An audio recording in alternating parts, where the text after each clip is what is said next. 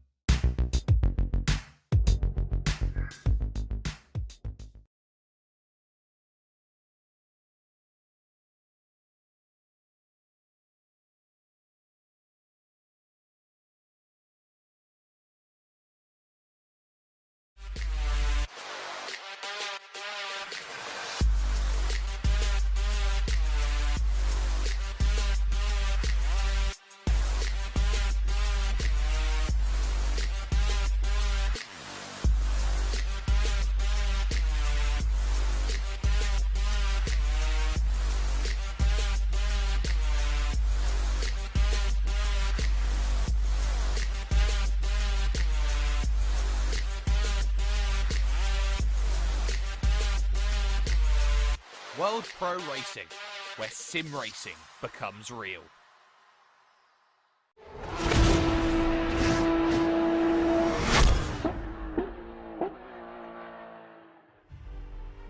Halfway in the season, the championship couldn't be any closer if you tried. And what you would understand from 2 rounds of racing is that we've had 2 very, very different results placed on the table. The reigns of Oulton Park now long behind us. We take our move from the north down to the south. It is Kyalami. It is South Africa.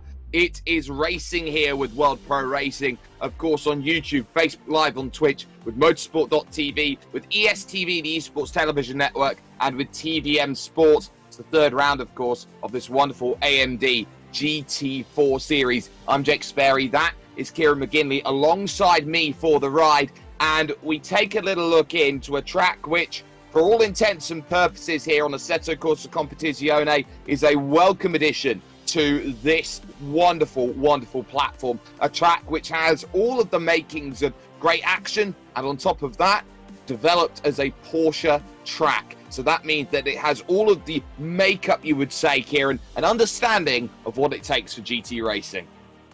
Yes, absolutely, and that comes as no surprise. You know, the Porsche development is pretty strong here. The Porsches you would expect then are going to be pretty strong here, with that balanced car, with that good sense of, you know, what could be for the Porsche teams. We'll find out. Obviously, that's all on paper. What's decided then is what happens out on track. Of course, 15 minutes of practice, 15 minutes of qualifying, and then we've got an hour race with a mandatory pit stop that is a mandatory tyre change. So I'm looking forward to it. Looking forward to seeing how that top 3 in the championship develops as well, because 3 points cover a lot of them.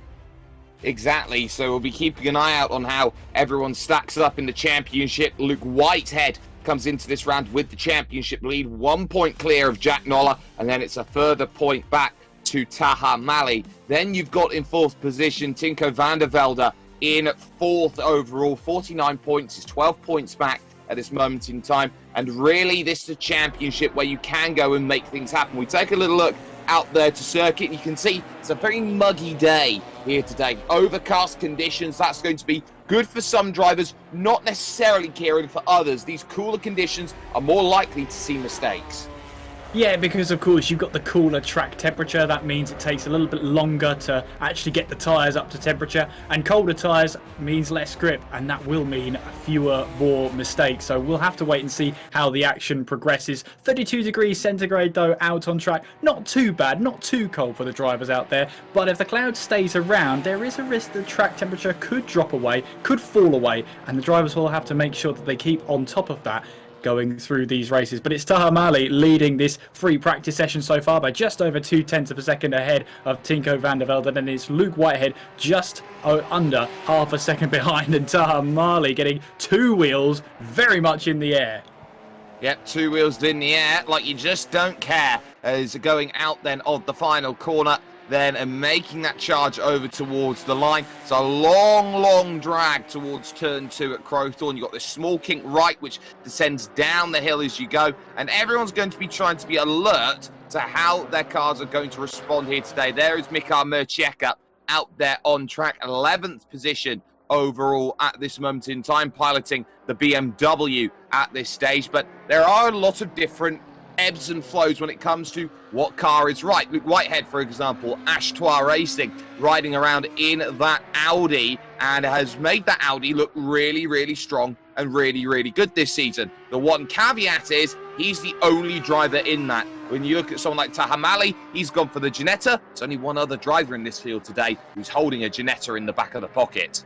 And sometimes that could be an advantage, sometimes it can be a disadvantage. Sometimes you will find a car that just works right, that nobody else can get and unlock the performance that you are finding in it. On the other hand, you may find out the reason why nobody's chosen that car in particular. There's a lot of Porsches out there as well. You can see pretty much the table is full of them on the left-hand side as Luke Whitehead comes across the line then to set a 150.4. So no doubt in a bit of race pace scenario, a bit of race pace practice as well as he heads his way now on towards the first, or should I say second corner, the first braking zone.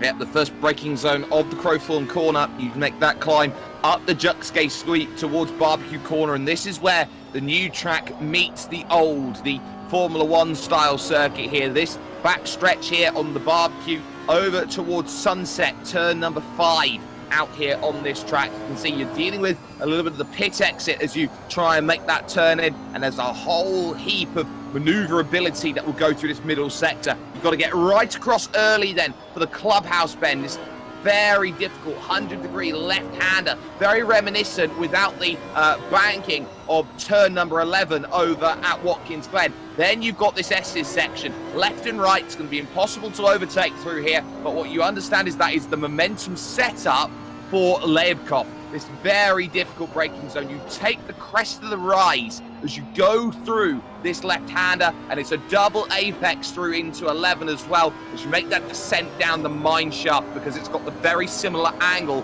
to going down the mine shaft, say, as you were. Now you go through this very tough left. The Crocodiles comes up next.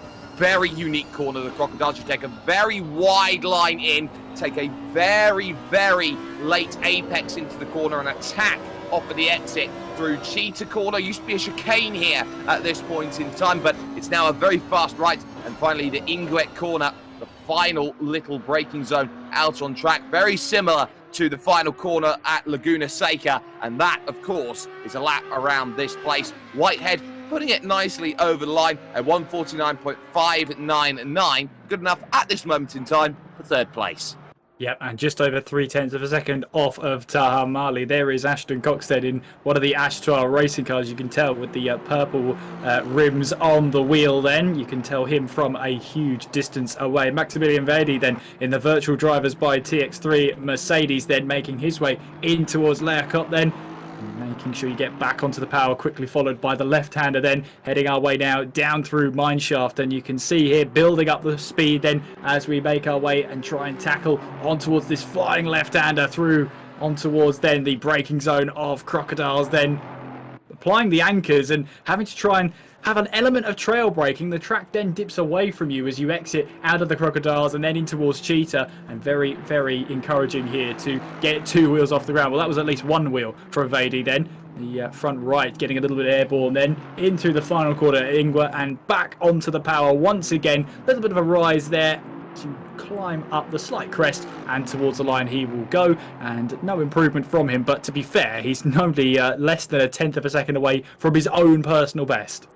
Yeah, not a million miles away in terms of times, and it's those times that we'll be continuing to keep our eyes very peeled on over the course of the practice that we have. It's worth keeping an eye out that the top 5 positions at this stage in practice are all 5 different manufacturers. You've got Mali out there at the moment in the Ginetta, position number 1. Van der Velde's in the Aston Martin, Whitehead in the Audi, you've got Vadi in the AMG Mercedes, and then you've got Jack Noller in the Porsche. The BMW is in 7th and the McLaren is in 8th. I think we've just found a track here, really, that has suited pretty much everyone except maybe the Alpine in 13th.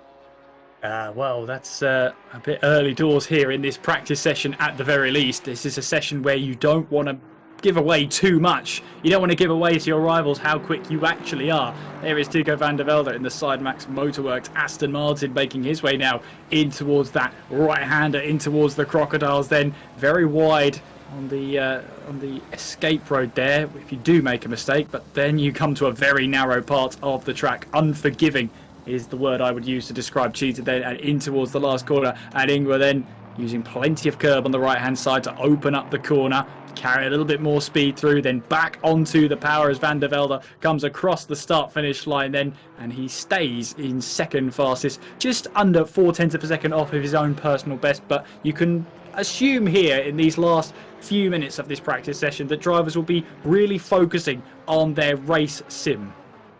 Absolutely, and it's important to realise what is the difference between just having practice and going out and driving for a lark comparatively to qualifying. Qualifying is all about that pursuit of one lap pace and getting the very most out of the car, and that would be at the expense of, say, the tyres. It'll be at the expense of the fuel burn that you go around. It's not necessarily the same setup that you would use for the race, and that's why you're going to see some different times when it goes between practice and qualifying, because, Kieran, there are a lot of factors that drivers want to practice as they go through. Some look at track familiarity, others look to try and maximise a certain corner, which they view as a weakness. Every single driver has a different way they construct and try and get the best out of qualifying. And that's the important thing as well, as drivers will tell you pretty much there is no such thing as a perfect lap, but you need to get as close to it as you possibly can. And using a practice session is all well and good. You can try and put in the lap times when the pressure's off, but with a time limit on you, with the track always improving, and we've got this optimum track here, but there's still more grip to find out there. You will find that in that moment of pressure, in that one lap scenario, do you have what it takes to find whatever the car can give you? It's a challenge in itself, and I think that's why we love to see the drivers really up against it, under the pressure. They've got only a couple of laps to do it in, and it really just sorts out who can put in that lap time when the pressure is on.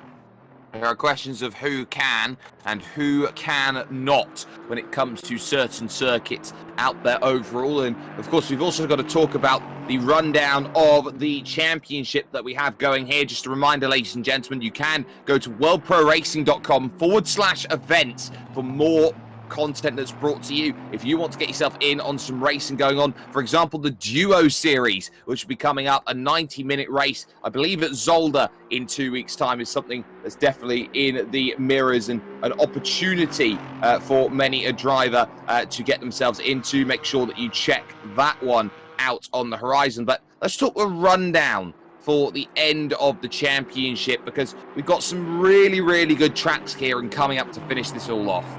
We absolutely have, and I'm really looking forward to getting my teeth sunk into them. Of course, we do have Kyalami tonight, if you hadn't guessed that already, but then falling off the rest of the season, we have Misano going all over to Italy, and then we jump over to the season finale at the Nürburgring. So yeah, 3 great tracks coming up, all providing action no matter where you are on the circuit. And for the drivers, it is a huge challenge, each circuit offering something different, something else that the previous one didn't offer, and trying to make sure you adapt is going to be a critical factor in these closing stages of the championship.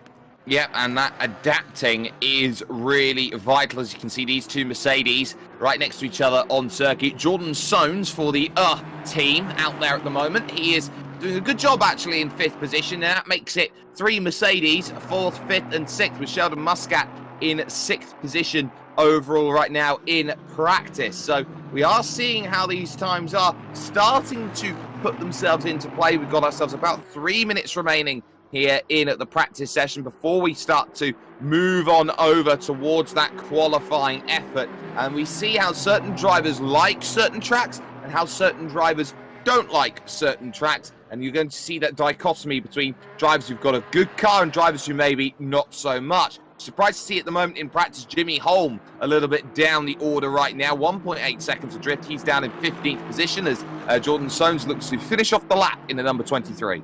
Yep, and here he comes in through the final corner at Ingwer, then back onto the power he goes then as he now accelerates his way towards the start-finish line. What's this lap time going to be like then as he crosses it? It's a 50.8, so no doubt then maybe a little bit of race sim, maybe a little bit of traffic management as well in there as well. Dean Vella in the GT Omega RPM Esports Porsche making his way, flying his way through Cheetah and then in towards Ingwer. Then as you see then the front lurches forward as the anchors are applied. Back onto the power we go then as we head towards the start finish line then for Dean Vella in the number 54. He crosses the line and it's a 50.9. That's his best lap so far, and that puts him now up into 15th place. 15th position, 1.7 seconds adrift then of the fastest time out there overall as Itamar Yativ also improves on lap. There is Samir Foch in the baby McLaren racing team McLaren, looking to try and get a little bit more out of it. Very aggressive over that penultimate corner, and you can really start to see when drivers try and take the most out of Cheetah Bend, because there is that big anti-cut curb, that huge deterrent to take as much as you can out of the corner as Soristo moves up into 12th. Foch moving up then into 9th position with that lap time, and in fact ties his time there with Mikhail Mershieka in 8th position. But this is what we see. Drivers want to be aggressive around this place. This track doesn't want you to be that aggressive. That's why you see big anti-cut curbs around this place. You really, really do. And having a look at this practice session, it's interesting looking at the top of the table. Taha Mali has the fastest lap of this session, but Tinko van der Velde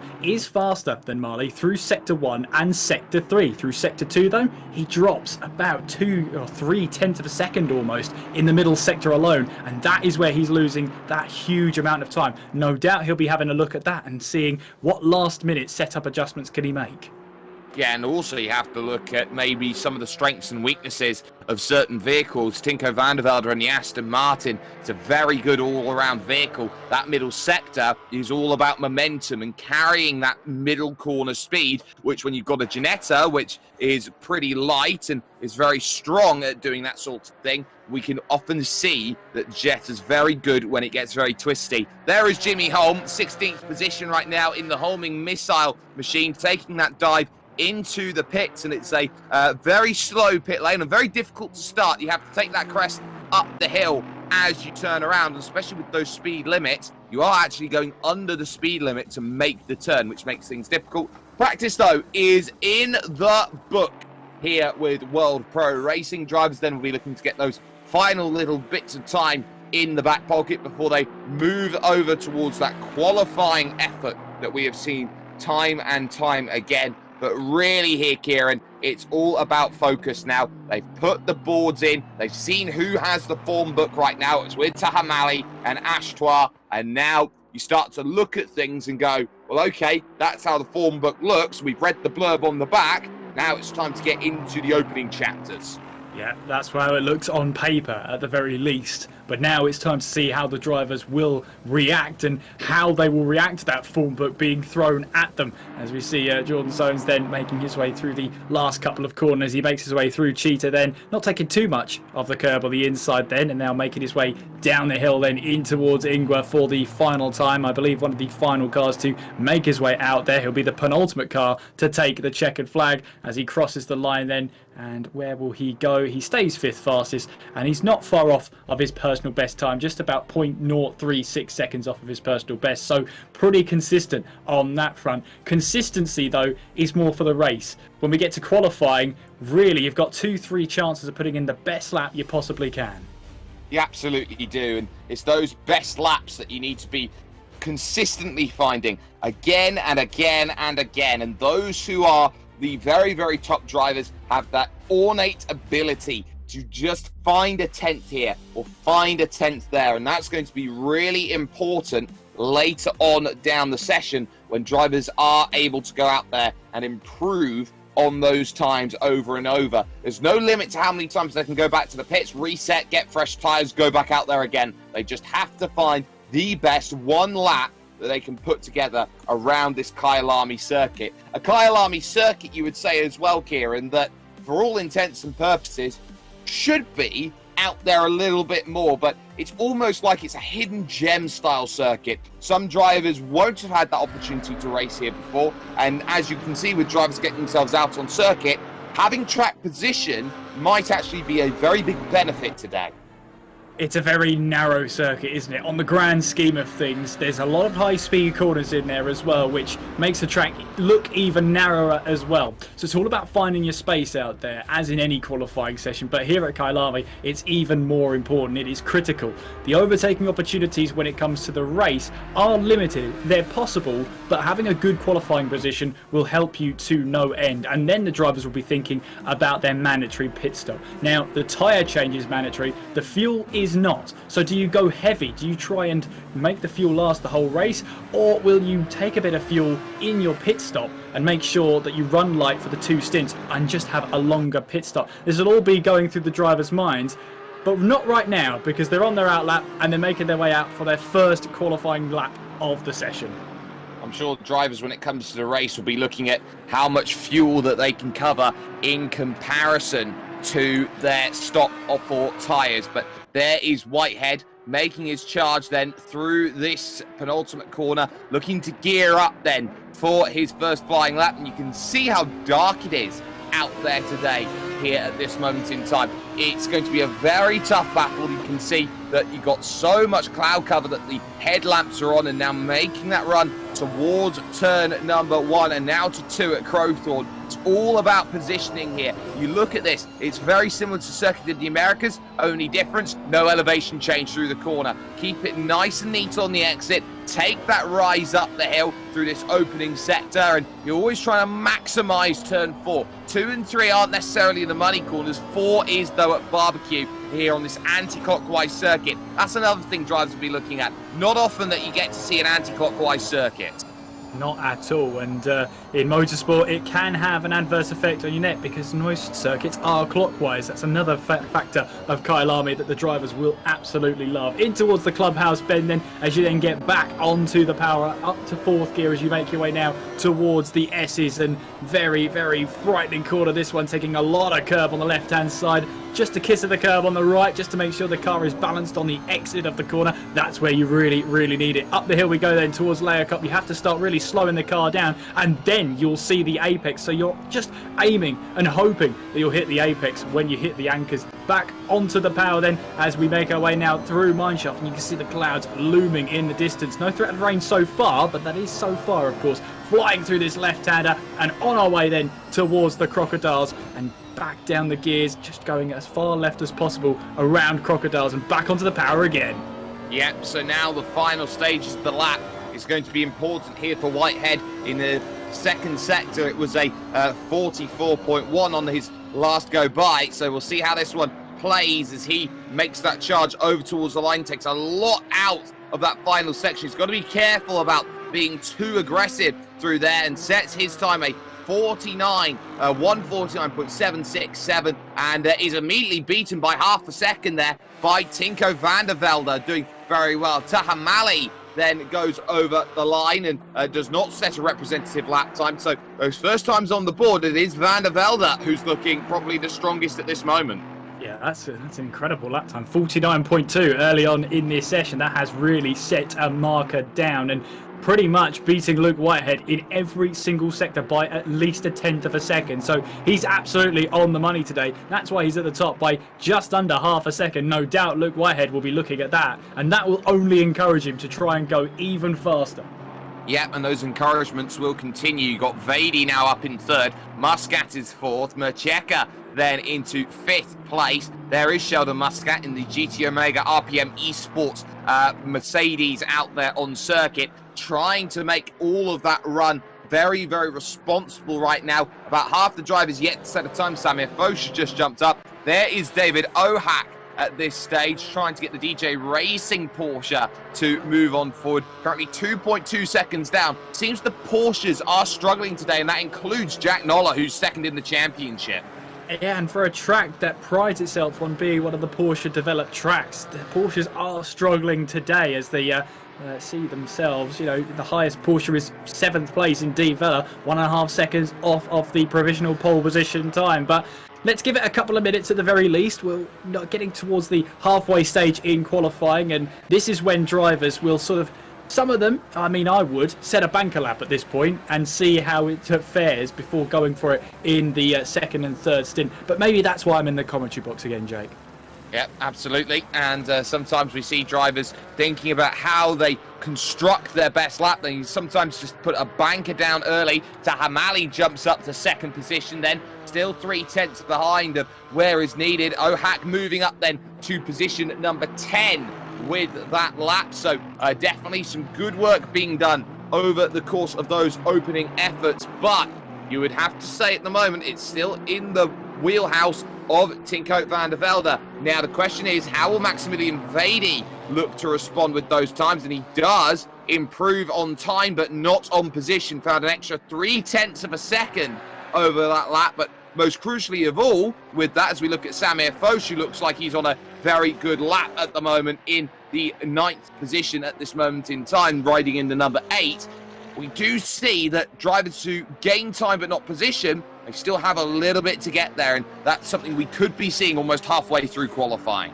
Yeah, absolutely. But there is Tinko van der Velde then currently in provisional pole position by just under 3.5 tenths ahead of Taha Mali as he's making his way through once again. Back onto the power and approaching mineshaft now as you go up the gears then before this long left-hander. And as we were riding on board with Luke Whitehead, you can try and take it flat there if you dare before you then make your way on towards the Crocodiles and slowing the car down. A little bit of trail braking may be needed if you're really confident on the brakes and really confident that the brakes won't lock up. You can try it there, and then we make our way through in towards Cheetah, and then down the hill we go towards Ingwa, and Tinko van der Velde making his way around the final corner then. And is this going to be an improvement on his lap time? At the moment it looks slightly off the pace, however let's see what he does in the final sector. It's a 49.293, so it wasn't too far off his personal best. I say he was just close, but there is Taha Mali getting it down just under 700ths of a second. I'll tell you how close Tinko van der Velde came to improving his time. 6,000ths of a second only. The Shecker moving up to P5 on a 50 flat. So that one worked quite nicely, and we are seeing those times come in. There is Lucas Ziega there for the Coach Anna Academy, trying to make a really, really good run at this stage through to the Crocodiles corner. And that Janetta in 9th position will be looking really strong if this is anything to go by right now. You're always turning left for this big right of Cheetah, and then the final corner will come in. Stones moving up then to P5 on the board. Just a tied time with Maximilian Vady. So the AMG Mercedes both there together. But as the charge comes along from Ziega, it is not an improvement, down 1/10.5 on that time. So van der Velde and Mali then 2 clear, and clear by almost half a second on the championship leader. Yeah, that's huge, isn't it? That is absolutely massive. And Tinko van der Velde, you can tell he's in the zone now. He's in his own little world and making sure that he gets every bit of car that he can, every bit of performance out of this Aston Martin that he can as he makes his way through the Crocodiles. Back onto the power we go as we head towards Cheetah. Just look how much curb he uses on the left-hand side, just kissing the curb and kissing the grass as he made his way through there. In towards then Ingwer we go once again through the final corner, and here we go then accelerating towards the line. Over the grid slots we go. Is this going to be an even quicker time from Tinko van der Velde? Yes, it is. 49.020 from van der Velde. Puts himself now a very healthy 3/10 of a second from Taha Mali. I tell you what, no one went that quick in practice. Van der Velde has just put together a fantastic lap. There is Soames right now in the middle of all of this, looking to gear up for another one here at this stage. 5 minutes 12 seconds remaining, and Soames takes it off the road and decides, you know what, I'm going to pull it off to one side, take my fresh tyres and try and go out there again. Ashton Cox then for the Ashtoire Racing team down there in 19th position is 3.3 seconds adrift at the moment in terms of retrospective time. You can't miss his car, bright purple on the wheel rims. There's a certain Mac Backham I always used to remember had purple wheel rims. He was a very quick sim racer, so maybe trying to take a leaf out of, well, purple and pink rims, they do go fast. They do go fast. That is the one thing you need as a driver is pink wheel rims. They absolutely buy you 0.2 of a second. Ashton Cox here now making his way throh Vineshaft, and now onwards he will go towards Crocodiles once again, slowing that car down as he makes his way through the right-hander, back onto the power again. And you can see how narrow it gets on the exit of the corner and on the run towards Cheetah then. Flying through then, picking up a little bit of grass, and you can take a slight bit of grass there and get away with it, but it's not ideal in the 158 Ashtoire Racing car. Back through we go, through the final corner and towards the start-finish line. What's this lap time going to be for Ashton Cox? It is an improvement, 51.7, but it keeps him in 19th place at the moment. Yeah, 2.7 seconds off the lead up and half a second behind this driver, Gershli Konshabo. Then here in the Gifted Racing team, Mercedes at this stage. My mind getting very, very mixed up. But at least at this moment, Konshabo certainly hoping for a really, really good run. A little wiggle there coming out of the clubhouse corner and heading towards the S's. And this is where you really need the balance of the car. We saw earlier on with the first lap from Luke Whitehead that he was really ragging and soaring at the steering wheel going through that section. That corner falls down the hill, that initial pass, and when you have to transfer the weight over through the S's really, Kieran, would you say that that's probably one of the more difficult points on circuit to make sure you've got a balanced yet quick car? You took the words right out of my mouth. It is absolutely the case. And for a driver, they've got to know the limit of adhesion, not only for the tyres, but what little aero these cars have compared to their GT3 counterparts. You've got to use it to its full effect through the S's. The only problem is when you do that, it can compromise the amount of straight line speed you will have down the straight. So it is a level of compromise you've got to have. It's the case of how much compromise are you willing to concede.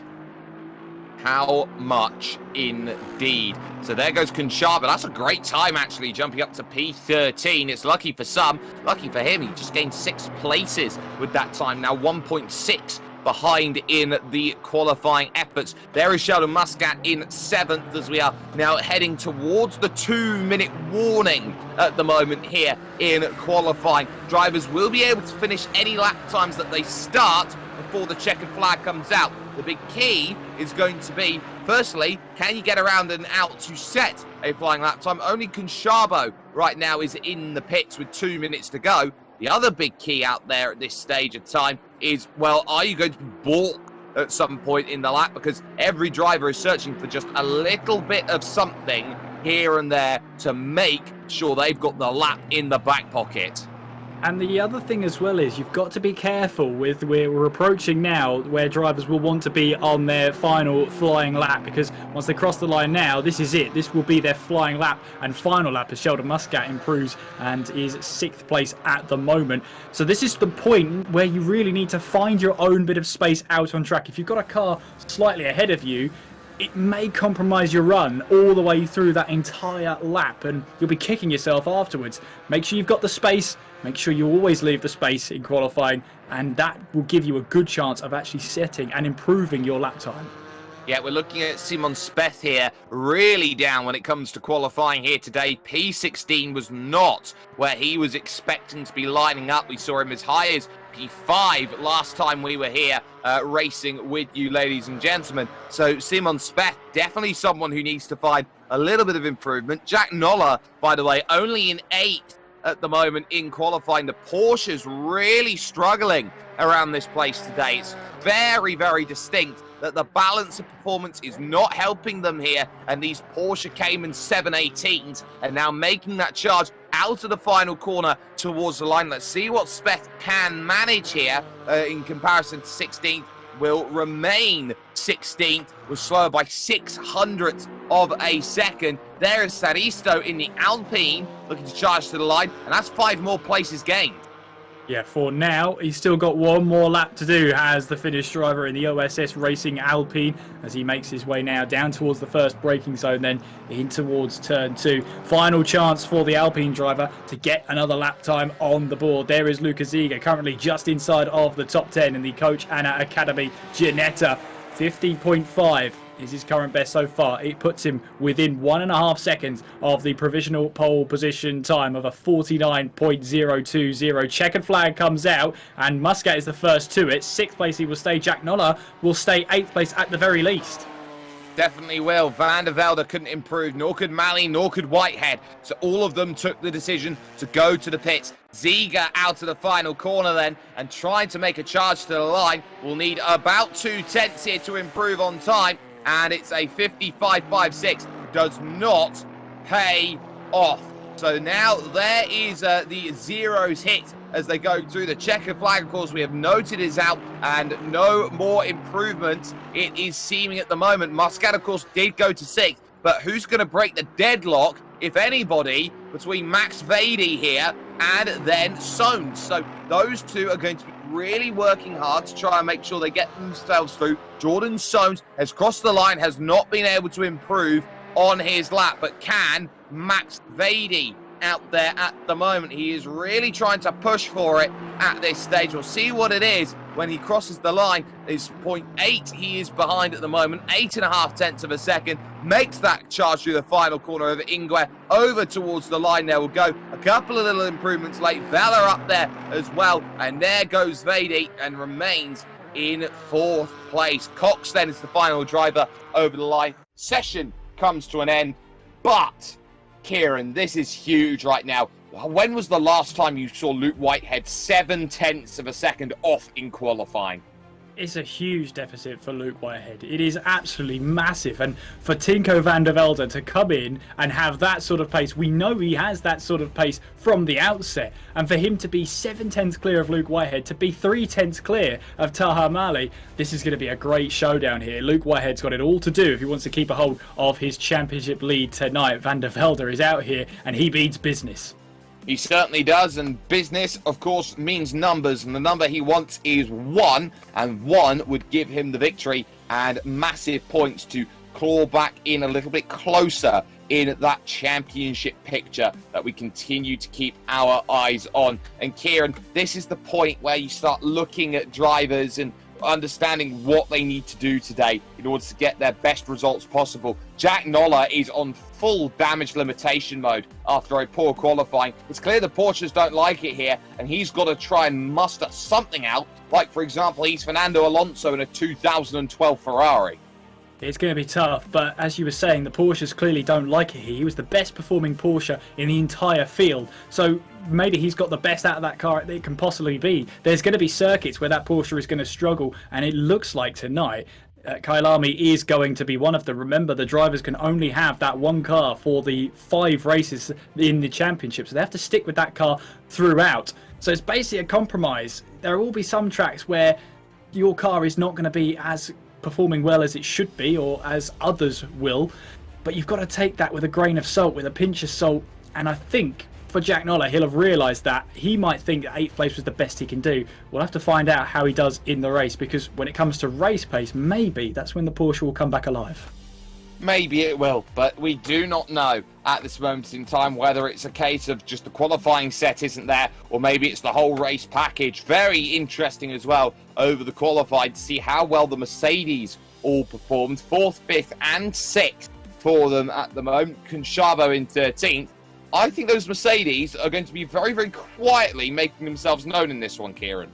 I think they will. I think that you're absolutely right there. And the number 89 of Maximilian Vady then, and him between Jordan Soames, you know, the 89 and the 23, that'll be a battle to watch, because they finished their qualifying session on exactly the same time. It was only because Vady set the time first before Soames that Vady gets the track position and that grid position there. So that'll be an interesting battle between the two of them. If they start to drop away from the top 3, expect a huge battle for P4. A huge battle could be on the cards. There are the drivers lining up at Cheetah Corner. They get a very short run in terms of their pace and formation. They'll have to get themselves up to speed. An entire hour on the books with us at World Pro Racing. If you haven't given us a chance already to, you can like, you can share, and you can subscribe for more amazing content brought to you by us, the team here. But the drivers now getting themselves ready. They, of course, are in control by Tinko van der Velde in the number 66 machine out there. They've got to be very careful about their speeding as they get the tyres warmed up, trying to work the brakes as well as they go in towards that Ingwer section, and they look to try and make that charge for that run. At what point do you go? At what point do you call the advantage and the opportunities that are there? 1 hour, round 3 of 5 here with the AMD GT4 series, and we are going to be just keeping ourselves going. It's a long hold as they get themselves underway. They had to wait for the green flag, which is, of course, at the start line, which is different to the finish line. Mali immediately trying to challenge here. Whitehead's trying to find a line. There's a lot of room on the run towards turn number 2 at Crowthorne, and Mali is going to sweep this one around the outside of Van der Velde. That's a wonderful overtake to take the lead. It's nice and clean as they take the rise up the Jukske sweep then for the very first time, and as they make that move through, here comes Whitehead, like 1, like 2, and he gives him a bump to the outside. Van der Velde. Oh, and there goes Soames and Muscat. Oh, they're off together, the two Mercedes, then off into the wall. How much damage would they have got? Soames looks like he came off the worst in that one. Macheka, though, who was right down the inside going in towards the first braking zone, managed to make his way through. He's currently 5th now in that BMW in the number 97. Watch out for him because he looks punchy today. But Taha Mali then. Oh, we got another one. We've got the Alpine then off in the background. That's Oscar Saris, though, who was facing the wrong way around.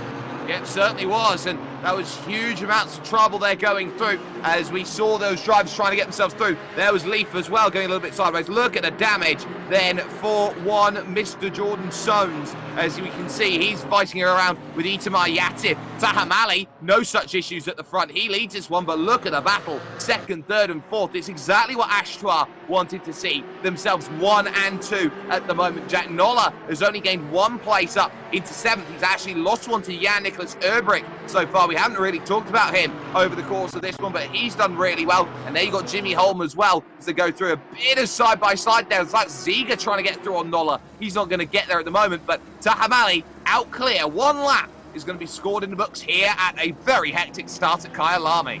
That's a lap to forget for Tinko van der Velde from leading this one down into 4th place. He's actually behind Maximilian Vedi now as they cross the line for the very first time. But for how much longer, I wonder, will that Aston Martin want to stick around? And look at the back of that number 89 virtual driver's Mercedes. He's looking for a move down in towards the first braking zone, but no gap really exists so far going in towards the 2nd turn, the first braking zone in towards Crowthorne, and then up the Yuxki sweep, and then in towards Barbecue. And that Mercedes is having to hold on by his fingernails then through there, as there is Lucas Ziga up into 8th place now in the Ginetta, and has got Jack Noller right up ahead of him. He's got pretty much Porsches everywhere he looks at the moment. And not just that, he's got a GT Omega RPM Esports sandwich right now, and he is very much filling at this moment. Dean Vella making the charge then behind is up into 9th place after a hectic getaway here at Kyalami. And this is a track where you're starting to see how these drivers go through. Max Vedi there in the Mercedes trying to chase down that Audi in front of Luke Whitehead, the championship leader, in 2nd position. And now as they make that little look at Leivkov trying to get down onto the inside, Van der Velde's trying to pick his poison at this moment, because the best time to strike is when a driver in front is trying to look to attack down the mine shaft. This is the most loaded point on the circuit. You have all of the kinetic energy in the car going through this moment, and then you try and think about where can you find a move. It's nicely covered on the inside there by Vedi there in the TX3 team. And TX3 virtual drivers, they used to be absolutely up there very, very highly. Some of the best drives they had in the world. Most of their drivers went to the Roman Grosjean esports team, R8G. But there's some side-by-side. There's a bit of contact as Alex Leaf finds himself in a bit of trouble. Through goes Jimmy Holm, and Holm's going to try and get 2 for 1 here, get by Ohak. He will indeed, as Ohak was made contact there with the other Porsche, then going in towards Cheetah and going too wide through there at the best of times. Doesn't always work, as you can see there. Now we rejoin this battle for third place as Vady tries to go up the inside of Tinko van der Velde. He's actually trying to defend the position then as we head through the Yuxki sweep. Now in towards Barbecue then, and Tinko van der Velde around the outside seals the move. He's now up into third place. Brave stuff from the Sidemax Motorworks driver, and it's paid off in dividends. It certainly has, and that was a must-make move early on in this race. We talk about it, we're 5 minutes in to a 50-minute thrill, as we can see a lot of grass being kicked up behind Jimmy Holm, as he's got the inside of the Mercedes there of Gershli Conchabo, and he's trying to make sure he's got that one nicely wrapped up, and does so using all of the track available there at Sunset. Going towards the clubhouse corner, and wide off there goes Muscat, really struggling with that, I'd say, aerodynamics of the car, with all of the damage on the front. And now you start to see, sorry, I will correct myself there, that is Soames who was going off there, so Soames in a bit of trouble then with the aerodynamics of the car. But same point applies. Issue on lap 1 is going to set back all the way to about half distance here, because they only have a 10-minute window for their stop, as Daniel Vella sees a car go off then alongside that as well, and that's Samir Foch making a way through. Yes, and I think the number 23 of Soames has gone off once again and has now come back to the pit lane. So that could be the end of the day for Jordan Soames. What was a promising start, what was a promising points haul, might turn into nothing at all. Luke Whitehead then, right in his rear view mirrors as Tinko van der Velde. This is the battle for second place. We know how quick Tinko van der Velde is. The lights are flashing away then as we head our way through the kink and then down towards Crowthorne, then just trying to play some mind games then is the Aston Martin driver in towards Crowthorne. Then Dean Vella meanwhile has got Sheldon Muscat behind him as we make our way in towards Crowthorne. Then will the Mercedes driver have a look up the inside? No, backs out of it. Dean Vella will hold on to 10th place for now. Tell you what, Sheldon Muscat's bonnet needs some flex tape on it, because it is buffeting around as he gets up to high speed. There is Luke Whitehead, and there's a little look again to the inside. Trying to get in the mirrors here is Tinko van der Velde. Try and make sure that Aston Martin is probably one of the widest Aston Martins that you will ever find in a GT4 ever around Kyalami. He wants to make sure he's big. He's imposing here in terms of this race. And again, just getting into the mirrors once more, trying to see if Luke Whitehead will make any form of mistake. And that's the issue. Luke Whitehead has been in this game for a very long amount of time. He's got so much support around him, all sorts of help as he goes out there and races. And you know that Luke Whitehead will just be cool and calm and just keep everything nicely together. My job is to score as many points as possible. That means holding back car in third position, Tinko van der Velde. Yeah, they make their way out of Mineshaft and then once again on towards the Crocodiles. Not really an overtaking place this one. It's very wide on the entry, but there is Luke Whitehead running deep. Then Tinko van der Velde will try and swoop his way through. He'll have to leave some space for Luke Whitehead to rejoin. And there you go then. Tinko van der Velde gets the position. A rare mistake from Luke Whitehead, but he missed his braking point going into the Crocodiles. Ran too deep, ran off the circuit, and Tinko van der Velde did not need a second invitation. You go and big him up on how he doesn't make mistakes, and then literally a corner later he makes a mistake. That's just pure timing here, ladies and gentlemen. Dean Vella still in his fight right now. Oh, big slide off the exit then from Muscat. That will really hurt the run on this front stretch, and there you can see your race leader, Taham Ali, out there clear by 3 seconds at the moment from Tinko van der Velde, who still has to deal with Whitehead behind in second, and then, in third, Maximilian Vady there in fourth position outright. Some great battles here. Vella still having to defend. He's got it all wrong over the anti-cut curb. That's a Juxke sweep that you wish was going under the rug, because that is going to be 3 places almost now lost as Jimmy Holmes is missile in on another position. Yeah, and now moves up into 12th place, and just like that, you see him drop to 13th place, and that is a huge one for Dean Vella to have to take that one. Just a slight moment there, and it's lost him 3 positions. That's how close that battle is. going in towards just outside of the top 10 anyway. Everybody is going to be making sure to capitalise on your mistakes. The only thing you have to do is make sure you don't make a mistake, as there's one of the BMWs then of, I think that's Vela then, in the background, trying to chase down Silver Pyramids then in the Aston Martin, and that is a heavily battered up front end of the Aston Martin as well. It looks like it's seen better days, and there is Jordan Soanes in the pit lane, so it looks like he's staying in this race, but there's going to be a lot of repair work done to that car. Certainly will, and if he does get going again, he'll get a 10-second time penalty for avoidable collisions. So it will be dependent on whether he goes or not. If he does get himself out there, it's going to be ideal for him. He'll take the penalty. If not, he'll take it at the next round of the championship. Also worth noting that the 158 car of Ashton Cox, we're keeping an eye out on him right now in the Porsche. He's about to get a drive-through penalty, ladies and gentlemen. This is for a dangerous move with the number 9 machine of Oscar Saristo, which we saw on at the opening lap, which was down at the Sunset Bend, turn 5 on circuit. He's dealing with Samir Foch at the moment, and Foch, I think, is trying to angle up, try and get that one done as soon as possible. Mid-pack continues its scrap right now, but Foch is clearly eyeing up an overtake. He is going through the kink we go, and then towards Crowthorne then. You can see the penalties now being applied by our stewards. Dean Vella then has got someone in his rear view mirrors. Ashton Cox did have Samir Foch in his rear view mirrors. Now he's got him right ahead of him, and the baby McLaren moves up now into 17th place. The Latvian then gets the move done. His next target will be Yativ up ahead in another Porsche.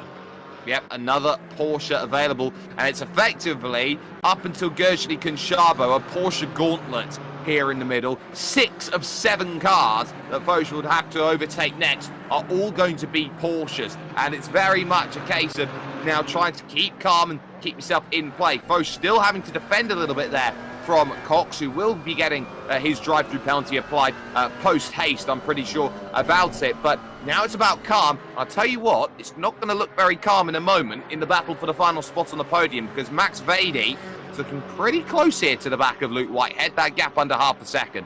Yeah, and Luke Whitehead lost touch with Tinko van der Velde. In turn, Tinko van der Velde is starting to close in on that gap between himself and Taha Mali. He's just slowly chipping away at it, which is all he needs to do for now. We still have those mandatory pit stops coming up, that pit window opening in just under 14 minutes' time. Vady then, right now, onto the back of this Audi, then through in towards the final corner at Ingvar. And you can see, just going slightly up the crest then, as you make your way back onto the power, into that slight slipstream then, as we make our way towards the kink and then towards Crowthorne. You can see it's not quite close enough to try and make a move, but as long as he stays in that Audi's rear view mirrors, we've already seen Luke Whitehead make one mistake. He'll be determined not to make it again. However, when you start trying hard, when you start trying to push the boundaries, maybe there is an element you could try too hard and make even more mistakes. As there is Lucas Ziga under pressure from Speth going in towards the first braking zone, and Speth couldn't quite make that move stick. He wanted to go down the inside. Ziga was having none of it.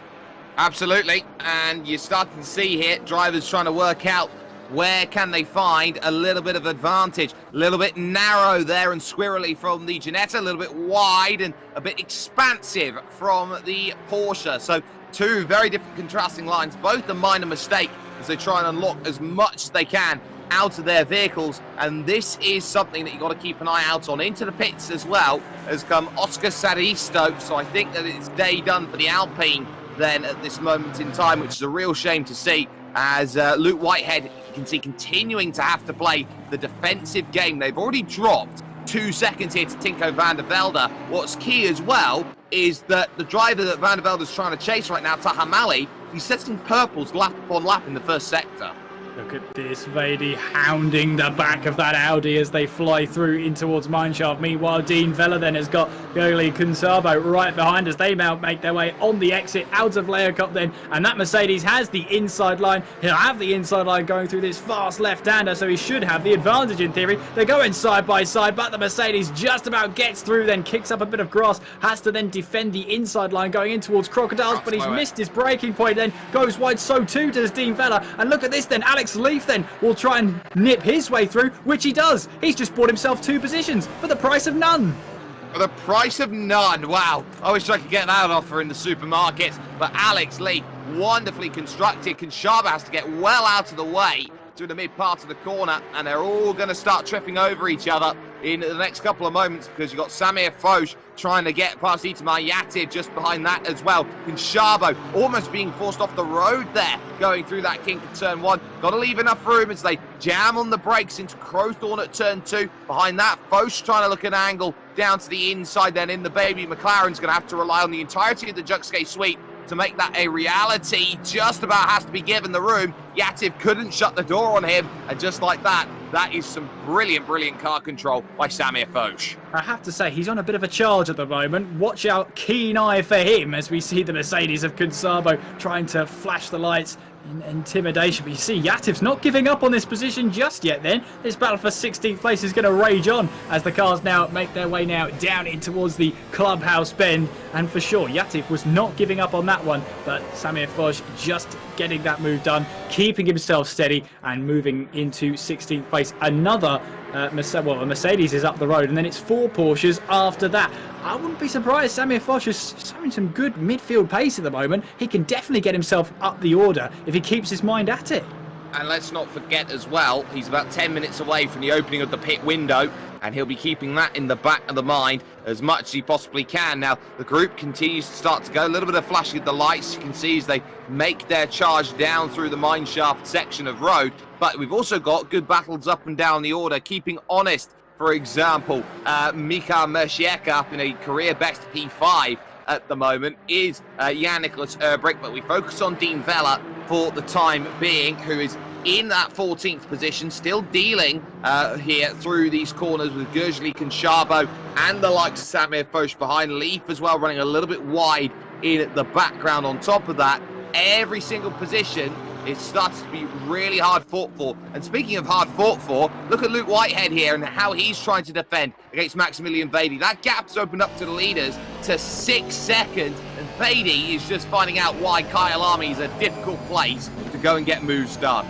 Especially in the Mercedes as well. It's not an easy car to try and put a move down the inside, stick a front splitter up the inside as well as we head our way in towards the clubhouse bend. Back onto the power we go, fighting with the steering wheel as they exit now on towards the S's. And yeah, Luke Whitehead is having to work hard to keep a hold of that 3rd place. Another driver having to work hard is Dean Vella, because he's got the Hungarian of Gurjali Kunsabo right behind as well. He knows he can't make any mistakes, and the mistake he did make allowed Alex Leaf to bring himself up 2 positions without even having to break a sweat. Back with Luke Whitehead then, but you can see going in towards Layer Cup then seems to have the advantage. That Audi seems a little bit more agile through the corners, but in straight line speed the Mercedes just reels him back in.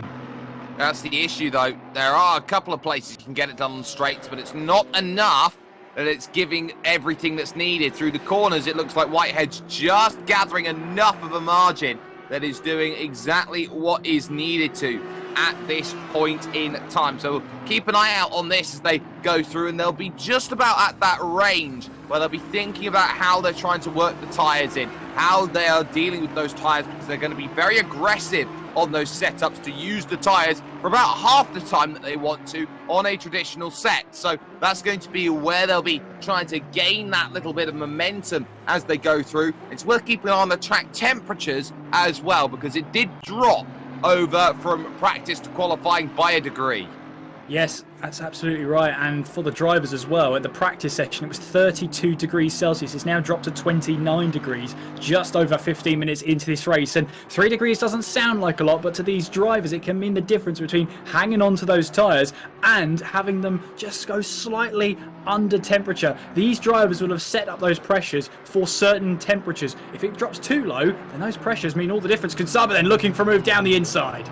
Oh, he's trying, and he's left the door wide open. Wiggles again on the exit. This might open up Samir Foch's attempt as he tries to box in Kunshabo on the inside of Sunset. Here goes the move. Samir Foch, thank you very much. Doesn't matter that you're not a Porsche. Gives him a tap as Kunshabo through the corner, then onto the exit and on the brakes into the clubhouse. Nothing doing there, so Kunshabo moves back into P16, and the race then very much alert does continue at this moment in time. So worth keeping an eye out then on this event in this race. We've had 3 retirements so far from this one. We've lost Jordan Soames, we've lost Oscar Saristo, and we've lost Ashton Cox as well. So 19 runners remaining here in this race. Of course, pre-medicated at the end by Daniel Vella in the BMW. But at least at the time being, it's this scrap going on for what is 14th place, where the focus is at this stage. I have to say, well held from the McLaren then of Samir Foch. It's not easy when you get a tap from the car behind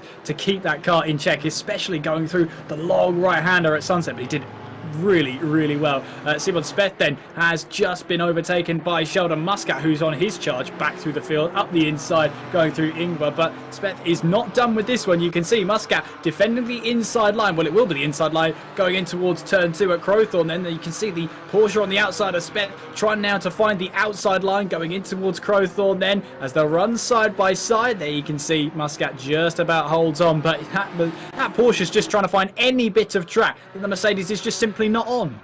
Any track will do, and if you can find a move, then that will be absolutely wonderfully constructed. Still, Foch has got to go around. Samir Foch then, and Dean Vella. We didn't get a good look at that then. Foch gathering it back up, loses the place again to Conchavo. He's back now into 16th position. We will not be able to get a replay of that, but it looked at least like there was either A, a bit of contact, or B, he just caught the curb.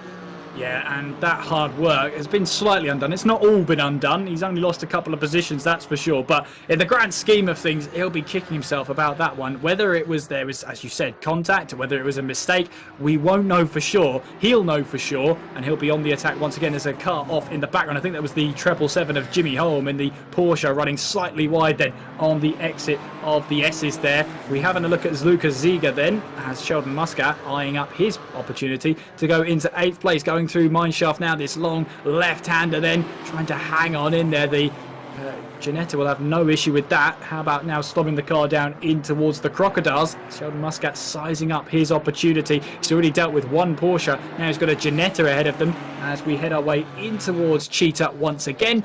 And how aggressive will you be? It might size up an opportunity to take a different line going in towards Ingvar. Let's see what they're like down the start-finish straight.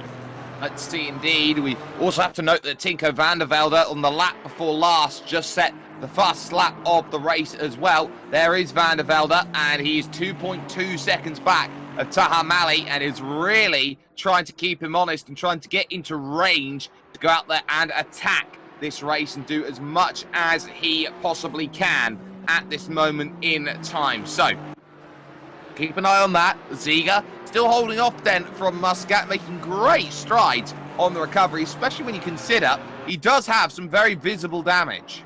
He does indeed, and that's going to cost him a lot. But at the moment, he's going to battle like there is none. And that's what we like to see. Battle like there is none. Keep your heart on your sleeve and just get the best performance out of the car you can, even though it might be slightly injured. Exactly. If it's an injured car that you've got, there's nothing you can do. You've got to wait to the stop to see if any damage, if at all, can be recovered. And he's going to try and get as much as he can out of this. And that pit window, we have to note as well, it opens in 3 laps. You can see those 2 drivers in front looking pretty close. Jan-Nicolas Urbrik and now Jack Noller starting to get back into this one at this stage. Noller, of course, is the leading Porsche, Urbrik the leading McLaren, but down towards the mine shaft they come along once again, and it looks like Ziga here is going to have his mirrors full of AMG Mercedes, which is absolutely going to love this section of road, and that attacking option leaves the door wide open, of course, on the inside. Many ways can take that. Dean Vella, though, eyes still full of Conchavo.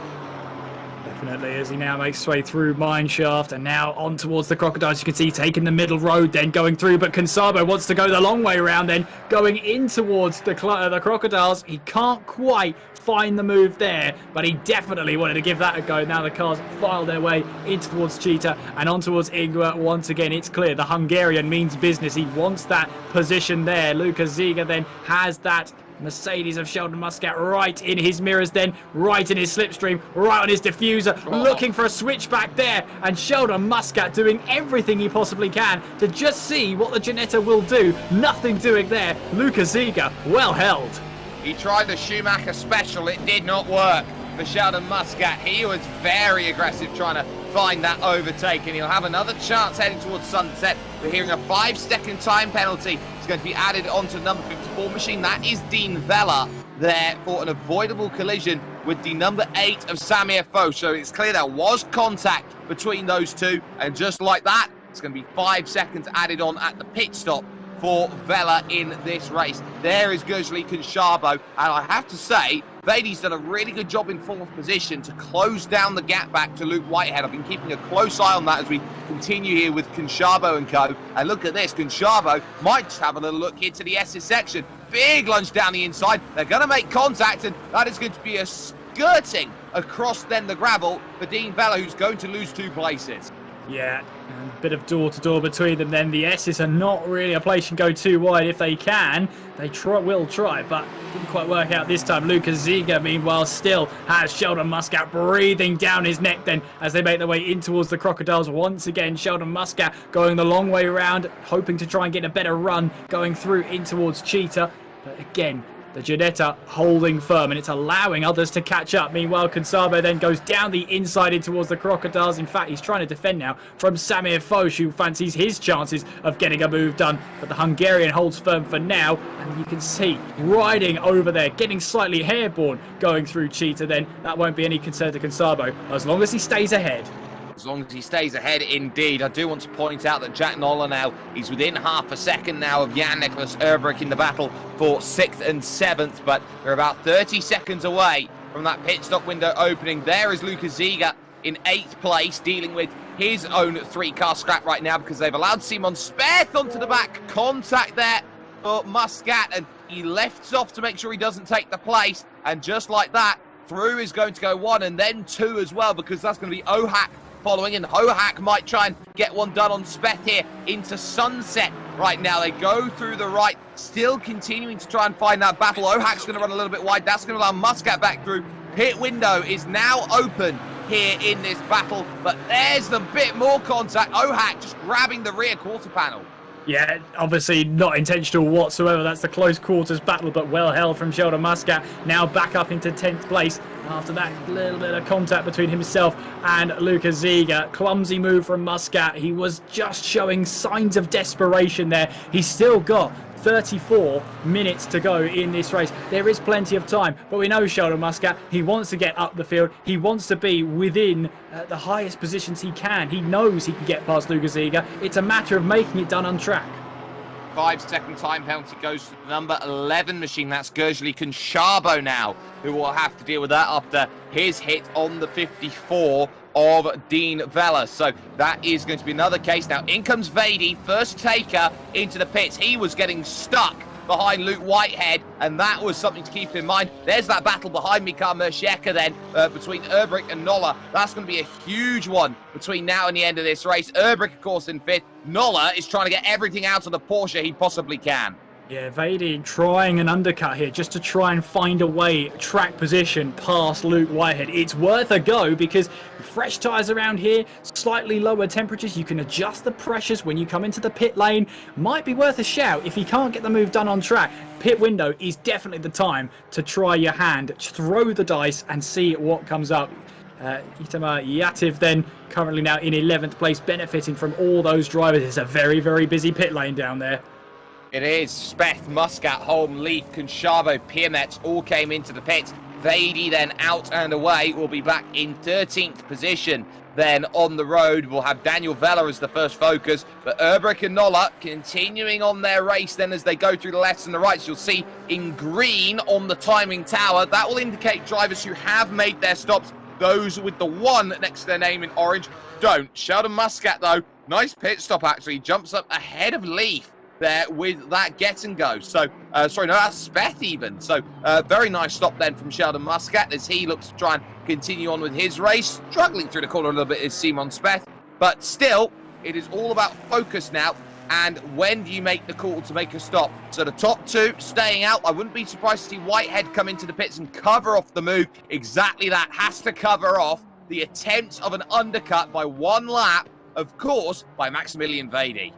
Yeah, he has to. That's the only way he can, sort of keeping that battle between himself and Vady. He's got to do it. Let's see what happens out there. Mercheka, meanwhile, will go now up into 3rd place and will have the podium spots for at least one lap. Jan-Nicolas Erbrich then in 4th place. And there is Jack Noller, who, as you said, Jake, is getting every bit of performance out of that Porsche he possibly can. The next best performing Porsche is David Ohak, who's about 6 seconds down the road. So you can really tell Jack Noller is dragging that Porsche up the field.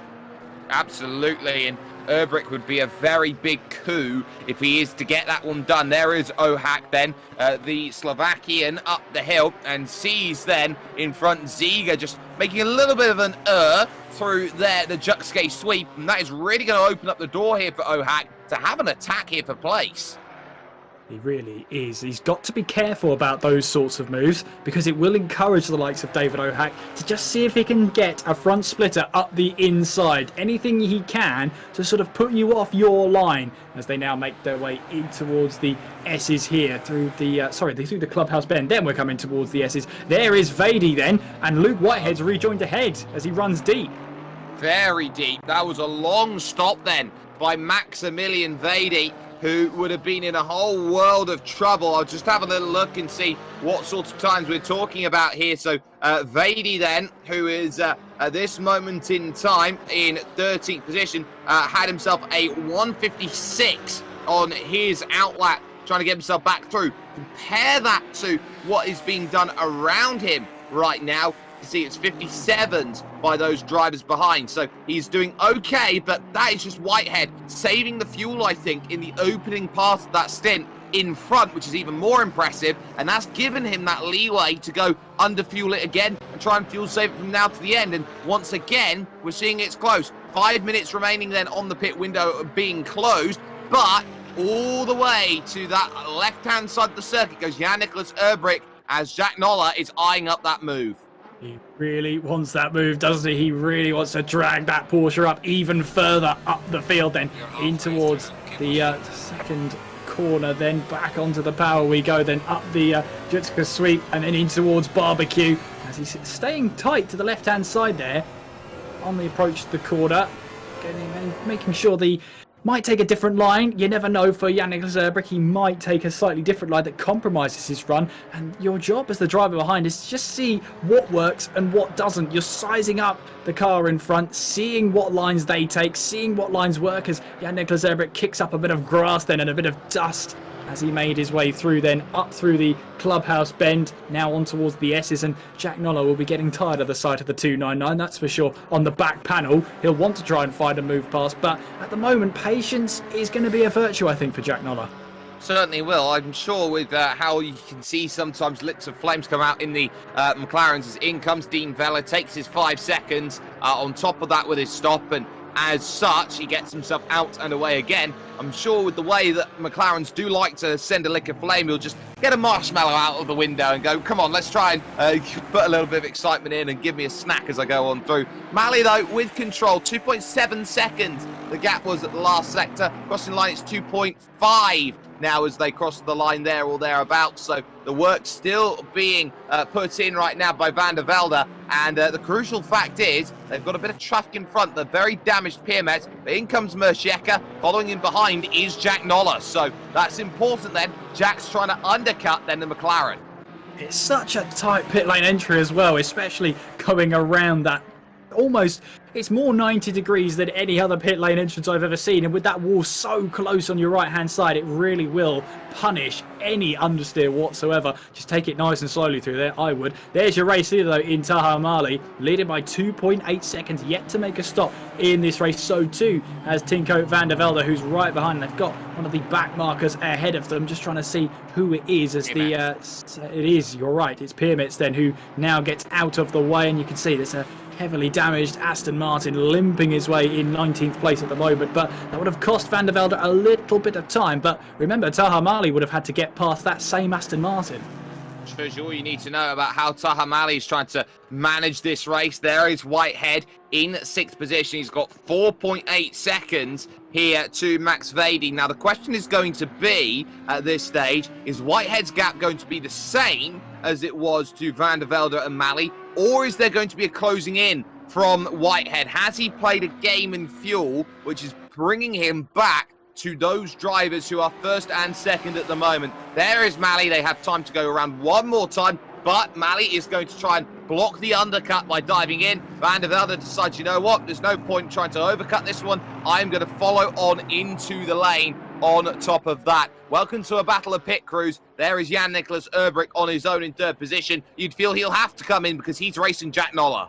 Yeah, absolutely. And I would just say that that Luke Whitehead was lapping faster than the race leader over the past couple of laps. So definite time to be found there, as there is Jan-Nicolas Erbrick, who comes into the pit lane. Pretty much had to then, otherwise he would have missed the pit window and would have got a penalty slapped on him right away. So expect the likes of Ziga and Yativ to come into the pit lane to then serve their mandatory stops. Let's see how that handles for Luke Whitehead. Let's see how much this brings him back into it, because now he doesn't have Vady right behind, and it's such a weight off your shoulders when you don't have to defend, when you don't have to think about the car behind. It is a sense of relief. It's almost like the chains have been released. Let's see what you can do. Oh, this is going to be close. I think Van der Velde has actually just jumped in to stop Taha Mally. So this is going to be huge then as they try and get themselves going forward again. They are out of the pits already. There is Tinko Van der Velde. There's your race leader. And look at the gap he has got on the Ginetta. It's huge. It's 6 seconds. It is indeed. So that's either him fuel saving in his first stint, or he's underfueled for his second one and will have to fuel save. But whatever the reason is, 6 seconds he's got now between himself and Taha Mally. Let's see how that manages on for the rest of this race. But that is huge for Van der Velde. He did get the pole position, and if we know Van der Velde's pace here, he's going to try and run away with this one now with clean air. I have never seen a gap that big in this series so far. Tinko Van der Velde then, I think, either has made a mistake on the calculations or he has completely calculated it and is going to be running over the start-finish line with fairy dust and fumes in the back of that car. So the Aston Martin, with work to do, has got to not only try and, I would argue, fuel save, but keep and maintain that gap. This field has really opened up. And what's crucial as well is that Erbrick is still ahead of Jack Noller. Yeah, and that's a huge one as well. And there is Jan-Nicolas Erbrick. Then Jack Noller will try around the outside. He will go going in towards the clubhouse bend, going now on towards the S's then. Still on the outside. Will he try and get the move done? He will, through the S's. That's a fantastic move from Jack Noller. And what a move it was. Great angles there. And the Porsche's up a position. It is, and not only that, but look at the gap to Mika Mercieka just in front. It's under a second. There is definitely a carrot dangling on the stick right now. I think Vady's a little bit too far away right now. We'll see with the gap as Mercieka will go through. It's 12 seconds, the margin between them. So Noller is saying, well, it's top 5 now, and that's as far as I can possibly go. Yeah, but you can see Erbrick then wants that place back. He's not going to give it up. We'll see now how Jack Noller is defending against the McLaren behind as they now make their way in through Cheetah and now on towards Ingvar. Let's see how much pace that has unlocked for the Porsche of Jack Noller. Back onto the power we go, and now trying to chase down the BMW of Mikael Mercieka. He had a relatively quiet first stint, running pretty much all by himself. Now I think he's about to be joined by 3 cars in Noller, Erbrick and Musker, and possibly even Speth behind as well. Yeah, I'm pretty sure the big worry is not going to be Jack Noller, but more rather Sheldon Muscat. We saw how high he was up racing in qualifying, and he's been just quietly working away with the damage, and his pit stop would have done him a little bit of help there with that. They would have got some virtual flex tape on the car, or whatever type of brand of tape that you can get up on it. But really, this is all about focus then in the battle for 5th place. Mercieka has just got to keep a margin to Jack Noller. He knows that the BMW is a little bit better than the Porsche today.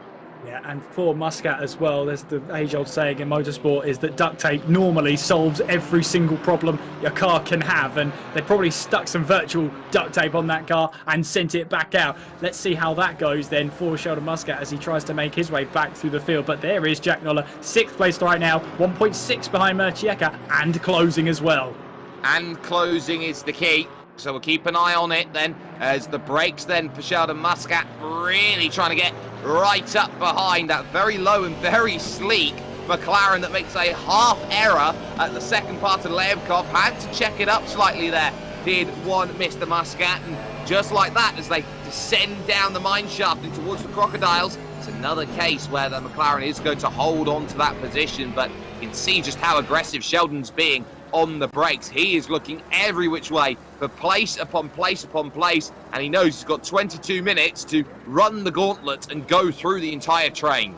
Yeah, it's not a long time when it all comes down to it. We'll have to see how Sheldon Muscat can handle this. Back onto the power he will go, and trying to find his way past Brick, then across the start-finish line. He's got a little bit of toe then as we make our way through the kink, and then on towards Crowthorne once again. Will he think about a move down the inside? I think that McLaren is just a little bit too far away from him to try the move, but under the brakes then, as you said, Sheldon Muscat is so confident when he hits the anchors. Exactly, it's that confidence that you see time and again. That AMG Mercedes is very, very tough to slow down, but it is a pretty bulky machine. It's almost like you're trying to compress the car down, and because it's got a higher machine better than others, it means it's using more of the air to stop that car. That means it's better and can brake later than other machines, like, for example, that McLaren, which is a little bit more sleek and needs a little bit more help to get it slowed down. What will help as well is Jack Noller, because if these two battle, it's costing them about 0.6 of a second on that last lap alone between themselves and Jack Noller for the both cars. Meanwhile, Mercheka faster than Jack Noller in that last lap by just about 1/10 of a second, so he's holding ground right now and holding on to that 5th place. If he can keep up that pace, this will be a great result for the BMW driver.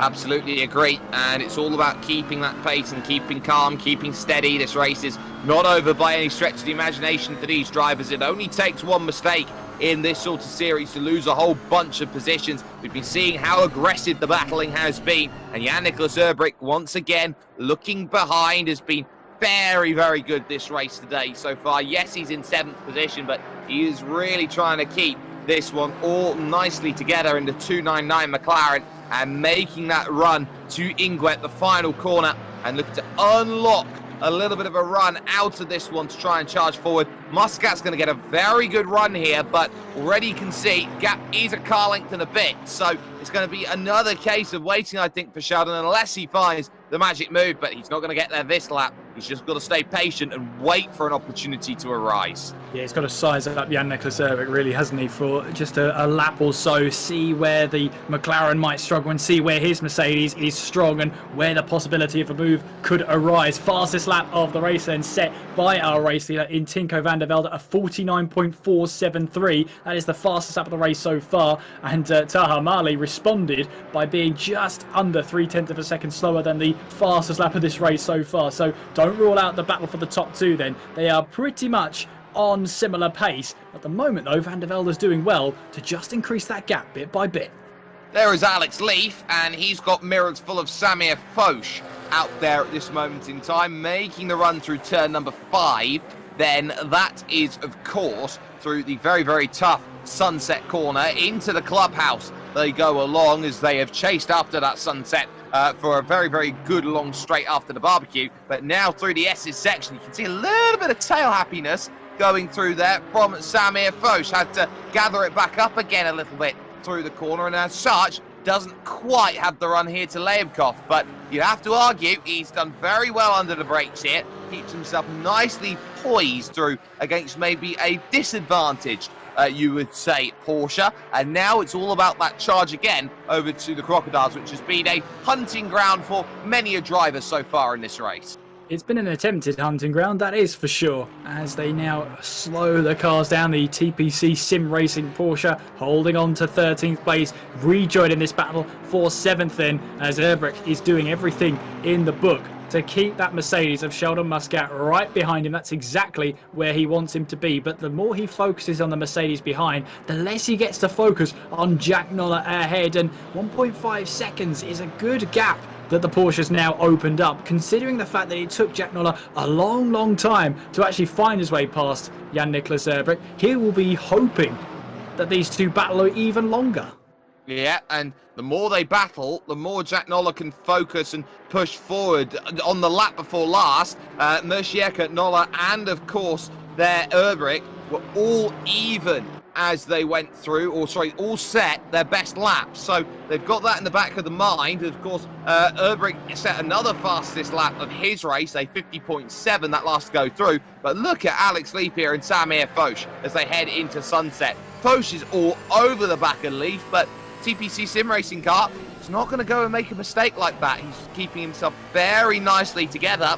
And I think Samir Foch is going to have to push the envelope out a little bit. He's got yet another Porsche to pass, really, hasn't he, has Samir Foch? That's pretty much been the summary of his race. No matter what he passes, it's normally a Porsche that he'll have to pass as he now makes his way out of the S's and on towards Leerkop. Once again, no way through. Track temperature dropping once again to 28 degrees Celsius. A slight wind blowing in on the northwest and westerly direction. At the moment, then that's going to help the drivers, or rather hinder them, going in towards the first braking zone of the track. A little bit of a tailwind is maybe the last thing they would have wanted, as Samir Foch here maybe looking for a possible move up the inside of the Crocodiles. And there, Leaf leaves the door open, and the McLaren will try and sail by. Can he find the move? No, he can't, as Alex Leaf perfectly positions the car then to make sure that he had the exit and the perfect run going in towards the likes of Cheetah and then in towards Ingvar. Exactly, this has been some wonderful work being done here by Samir Foch on the outskirts of Johannesburg in South Africa. Now you've got to work out where this move is going to try and go through. Their fight for 13th position is on at this moment in time, and he's going to have that look now at the inside at Crowthorne. Turn number 2, he's been looking all day long for this one, and can he just shuttle it off on the exit? Answer to that one is not quite, because there's still that focus, room being given, almost a bit of argy-bargy, but the number 8 machine has now finally got his move done. But for how much longer? Because that Porsche really looked good off of the exit, and suddenly as they enter the National Straight here, as they head towards turn number 5, you can see the karting circuit there in the midfield, or the infield I should say, around the outside. Well held Samir Foch to make sure that he mitigated absolutely all of it. Yeah, and he didn't get a good exit out of Barbecue, and Alex Leaf did. And that sort of compounded to them going side by side as they made their way towards sunset. Fair play to both drivers. They're giving each other the respect they need and the respect they both deserve out on track. So fair play to them. But Samir Foch now up into 13th place. 3.4 seconds separates him and the homing missile of the 777 of Jimmy Holm as he runs deep, actually going in towards Leerkop then, managing to get away with it for now. In theory, he should have the better exit and the better run, but now Alex Leaf will have all that lovely tow going through mineshaft. Certainly will, but you've got not much room to use it because you're at full load, and by the time you've used that load and you've got that advantage from the slipstream, you're already braking into the next section of track. So that's going to be why you're not going to see that move from Alex Leaf then as they go through. Worth keeping an eye out on who actually lost out in the pit stops, and I think Lucas Ziga is the big loser. He's now down in 11th position.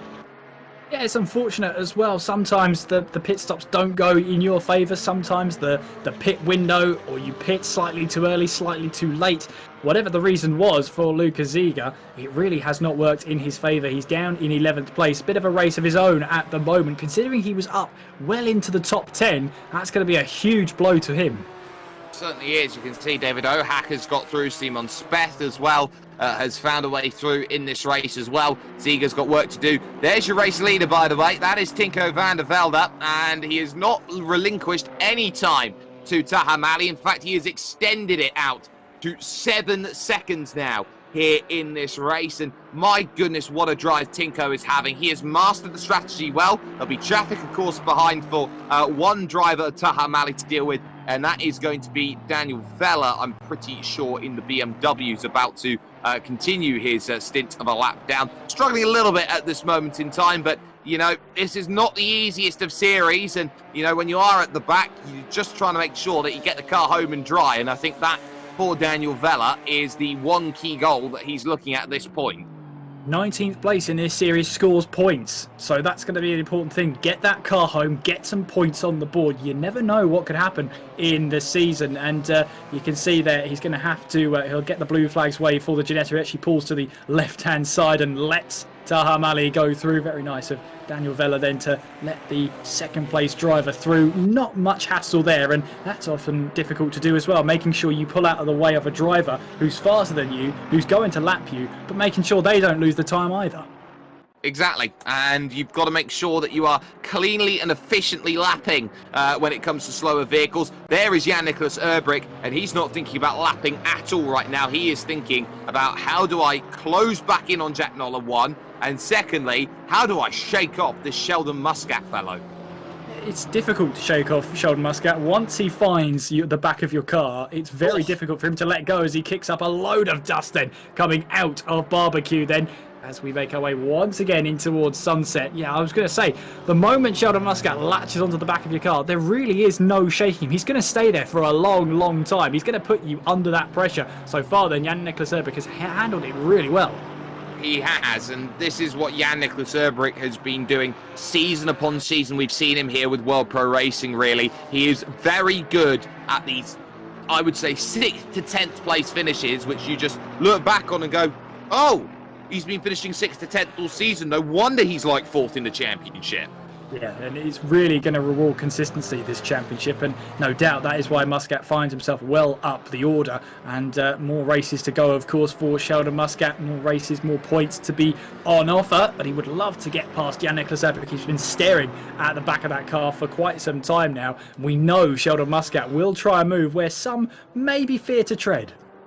I would say so as well. But Sheldon's got to stay in range first and foremost. Now there is Luke Whitehead at this moment in time. He's dropped now 12 seconds to Taha Mali, his teammate, there in second position. But I've been keeping an eye on the times. Just lost half a second on that last lap to Maximilian Vady. And that is screaming to me at this stage that Luke Whitehead, his times haven't been changing, but it has been Vady's that have. I think Vady's got margin in the tank to go out there and attack the final 10 minutes. Yeah, I think he might have calculated that so that he had the fuel to attack in these last 10 minutes. And this is where drivers will be really looking at their fuel meter, how much they actually have to run to the end, as Luke Whitehead again kicks up a little bit of grass then on his way out of the sunset corner. Then there is Alex Leaf then in 14th place. Lost a little bit of ground to Samir Foch, but considering the start he had, he didn't have the greatest start in the world. He got caught up in a little bit of incidents. He's had a couple of door-to-door incidents.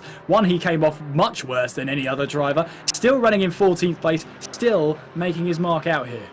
Still making his mark and still showing what he's got here, Alex Lee. 14th place isn't anything to shake a stick at, really. He's been hanging in there tough, I'd say, in terms of this one, and just trying to make sure that he is seeing the checkered flag come the end, and this will be effectively time trial mode for him for about the final 10 minutes of this race. You can see behind Conchabo and Vela just a little bit closer, 0.8 of a second between them out on track. But it's now a case of drivers also adjusting to these conditions, because we are seeing here in-sim time is just about knocking on towards 5 p.m. at this moment as Van der Velde makes his way through turn turn 2 now of Crowthorne. Once again goes on to what is his 28th lap of the race, and you'd argue at this stage that Van der Velde is really bringing back in that championship. He was 12 points behind going into this round on Luke Whitehead. He will now be, as things stand,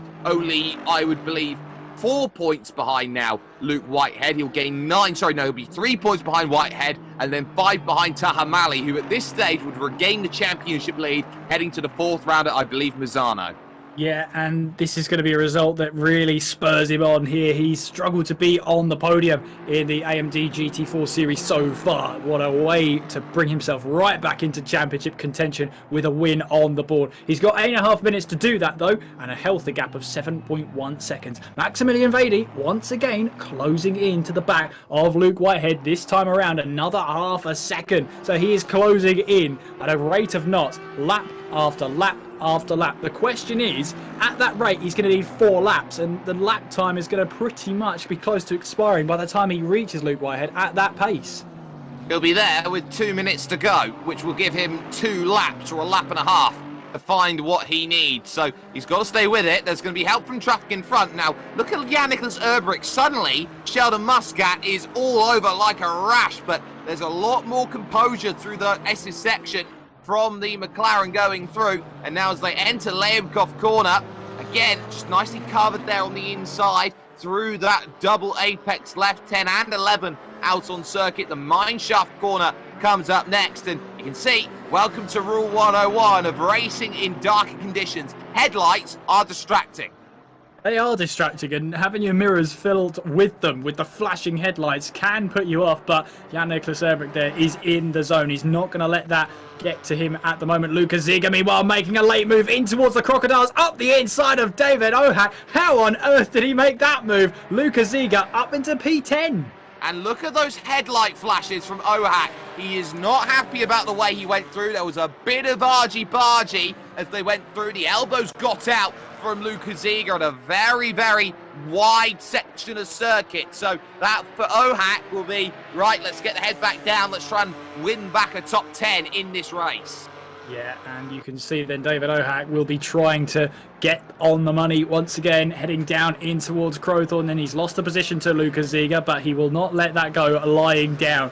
Right onto the back of him we go then as we make our way through the Yuxki sweep and up towards Barbecue. Consabo, meanwhile, has got Dean Vella right behind him then as they head their way now down in towards Crowthorne then, as Vella just holds his ground for now, and Consabo holding on to 15th place at this moment in time in the gifted racing team Mercedes as they make their way up through the Yuxki sweep and in towards Barbecue. But Vella's not going anywhere. Not anywhere, and not just yet. They're both going to go incredibly wide, following their brake tracks. And Vella is lucky he's still got a car. He could have easily have speared into that pit wall there of the national circuit layout. And he's done very, very well to keep himself all composed and still in with a shot of a top 15 finish here at this point in time. Got to keep an eye out on the gaps. Got to say, gap at the front, 6.7, but it's 20 seconds back to third place, and that gap's come down to 1.8 seconds, but Conchabo at this stage doing exactly what he wants to do in the fight for 15. Yeah, oh, there you can see Dean Vella getting onto the grass and taking a bump as well. That's not going to help the suspension. That's not going to help your momentum going in towards Leacop once again. Back onto the power we go. You can just see a glimpse of Alex Leaf. There he is then, making his way down the mine shaft. And Kunsaba, the Hungarian, holding on to 15th for now. He's got 5 minutes really to go in this race. And speaking of 5 minutes to go, this is a man who has to hold on to 7th place with Sheldon Muscat behind him for around 5 minutes as they make their way through the King and on towards Crowthorne. And once again, that Mercedes just doesn't look close enough to try and move down the inside. And that's been a frustrating summary of Sheldon Muscat's night. Well, he's been very good on the brakes, but he's got to have an angle to get down the inside, and he's not been alerting to that. Takes that big, wide, sweeping line to the Juxgate sweep, trying to open up as much corner as he possibly can. He's just not finding it at this moment. This is all about pressure and trying to find a way through. And you're just seeing Jan-Niklas Erbrich seemingly unfazed at the moment by that Mercedes behind. McLaren feeling all shades of calm. And pretty much this will be a race of 4.5 minutes. Find a mistake. Well, there's the first one. He missed the apex at the clubhouse. Yeah, and now look at this, Sheldon Muscat weaving left and right, just filling those mirrors then as we make our way through the S's right on that rear splitter through the second half. There it is then, that's the point of view, pretty much what the mirror will be showing Jan-Niklas Erbrich. That absolutely terrifying Mercedes of Sheldon Muscat looking for a move around the outside, going in towards Leacop. As Muscat will try a little bit of a switchback then to try and have the momentum going down the mine shaft. He'll have a bit of toe, but as Jake alluded to earlier, you can have the toe going down here, you can have the momentum, but there's not really many places you can put that momentum going down, as actually the McLaren seems to have pulled a little bit of a gap coming in towards the right-hander of the Crocodiles. And once again, Sheldon Muscat has to go back to the drawing board. Yeah, an aggressive over the curbs, get through. Gap between Whitehead and Vady as well now is down to 1.2 seconds out there at the moment. So every gap starting to claw itself back in. This is a really important part of the race where drivers are trying to find all that they can. Muscat we're on board with from the driver's eye perspective. You can see it's hard over to the pit wall to try and cover off any line, and just that the McLaren is just able to pull away through acceleration. It's incredible to see how that McLaren looks very good in the higher ends. The Mercedes just has no way of arguing that one back. Yeah, it just looks like the car's maybe geared towards top speed more than the McLaren, and it's costing him on the exit of these corners to actually build up the speed in the first place, and that's really helping Jan-Niklas Erbrich in keeping ahead of the GT Omega RPM Esports Mercedes of Sheldon Muscat as they once again make their way in towards sunset. Another flick, the right-hand bend they go along once more. Another case to be made of finding that magical overtake. Another lap which will be ticked off, and one step closer to Sanctum goes Jan Nicholas Erbrich. Still on, of course, the battle, third and fourth. I do want to keep an eye on that with the final 2.5 minutes to go, if possible, because that gap is 1 second now between Whitehead and Vady. And you can see it here, how Max Vady knows he has got to chase down the Audi, the only Audi in the field. And Luke Whitehead knows he's going to be looking behind in those mirrors for those final 2 minutes. He's made one mistake before in this race by running a little bit too wide. I wonder how much of that is going to be in the back of the mind with 2 laps to go here at Kyalami. Yeah, Vady, though, he's been here before and hasn't found the way past Luke Whitehead all those minutes ago before the pit window opened. He's in that situation again, but it looks like this time Luke Whitehead might have an element of fuel saving about him going in towards the first braking zone of that, then in towards Crowthorne. And there you can see 0.8 of a second to compare lap times. Yes, another half a second taken out of that gap between Whitehead and Vady. So it's clear to see then Vady's got the pace. It's all well and good having the pace, but making a move on a car in front of you is clearly another.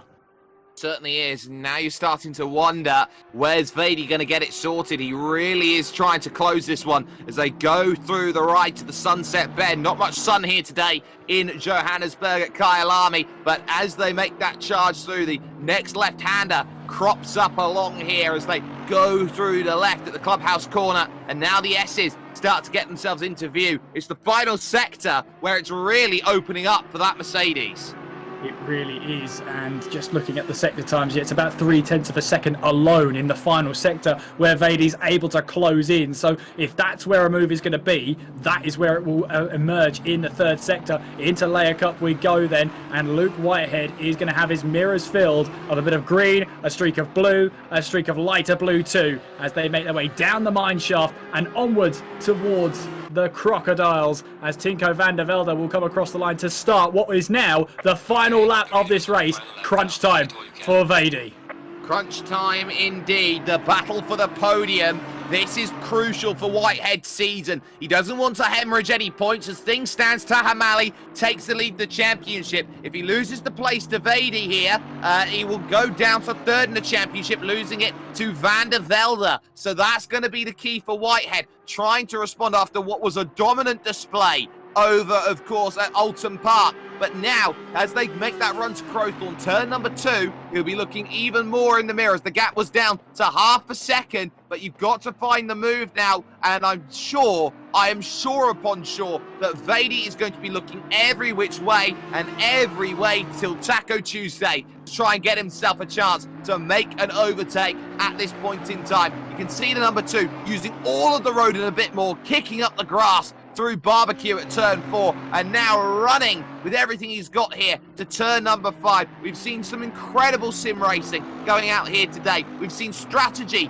come fully to the fold, as now through towards that next section, a little bit wide through 5 at Sunset, went Vady. But he is now searching, and he's all over the back now, trying to search for a way past Whitehead. Final sector is his best, and look at this as they go through. They're practically nose to tail as they make this drive going by. Mali, of course, comfortably in second. Van der Velde will soon be making his charge to the line. Up at Leemkopf then, it's going to be even closer as they go through this time. And it's all about patience here for Vady. He's got one big chance to remain. There is Tinko van der Velde, though, who mastered the strategy game today to get himself to where he wanted to. Smiles all around. Aston Martin's first win of the season. Van der Velde rockets up the championship standings with that win. Tahamali will take second, but the battle is on for third still, and we can say that Whitehead has just got one braking zone to go to make sure he holds on to this podium place. Vady throwing everything he could at him. The kitchen sink came along as well, but Luke Whitehead, he's just about managed to get the Audi and 2 Ashtar cars on the podium. Every reason to flash the lights. Yeah, Luke Whitehead just making it home in third then, and Vady gave it absolutely everything he had then, but Luke Whitehead just had the answer for it and takes that last podium position away. Take nothing away from his drive though, he was sensational today. Macheka then will come across the line. Oh, there's contact between Muscat and Erbrick going round the final corner. Muscat gives Erbrick a little push in the right direction. A flash of the lights to say I'm sorry, but Erbrick then will come across the line to claim 7th place. Muscat will come across the line in 8th. I'm sure the stewards will just give Muscat a slap on the wrist for that one, considering he did give the position away again. David Ohak will come across the line in 11th place, and Jimmy Holm, a late charge from him, sees him in 12th place. Alex Leaf then has come under some late race pressure from Gurgly Kunsabo coming out of the final corner in this run to the line now for the battle for 14th place, and it's Leaf who claim 14th place. The Hungarian and Kunsabo will finish in 15th place, with Dean Vella and Yativ will come across in 16th and 17th place respectively. But Tinko van der Velde then, first win of the season for him, and he will be thoroughly pleased with that one, considering the fact that from the start he went from pole to 4th in the first lap, able to use the strategy to pull 6 seconds clear out of the pit window. A fantastic strategy display from him, managed to pull the gap towards the end, and it looked comfortable ever since his pit stop. Yeah, it really did, and that was a very strong race. He had a 2-second deficit going into the pits. He came out with a 6-second advantage, so 8 seconds on the lane. That is an incredible amount of work that was done there in the pit stop. And it's not just the fact that he has made that move and he's made things happen. We saw after the first round of the championship, it was a very middling drive which got him to where he needed to be. But it's about how he's responded to that as Tinko van der Velde. It's been an evolution that we've gone through, and surely, Kieran, you'd say that he's finally found full form. And when you've got 2 rounds left in the championship and you're only just now starting to find that good form, that is a warning shot to everyone else in this field. Better late than never as well, for sure, to find the form in the first place. But for Tinko van der Velde, there's no better time to take your first race win than right now. We're past the halfway point in the series. We'll, of course, try and bring you the up-to-date points when we can.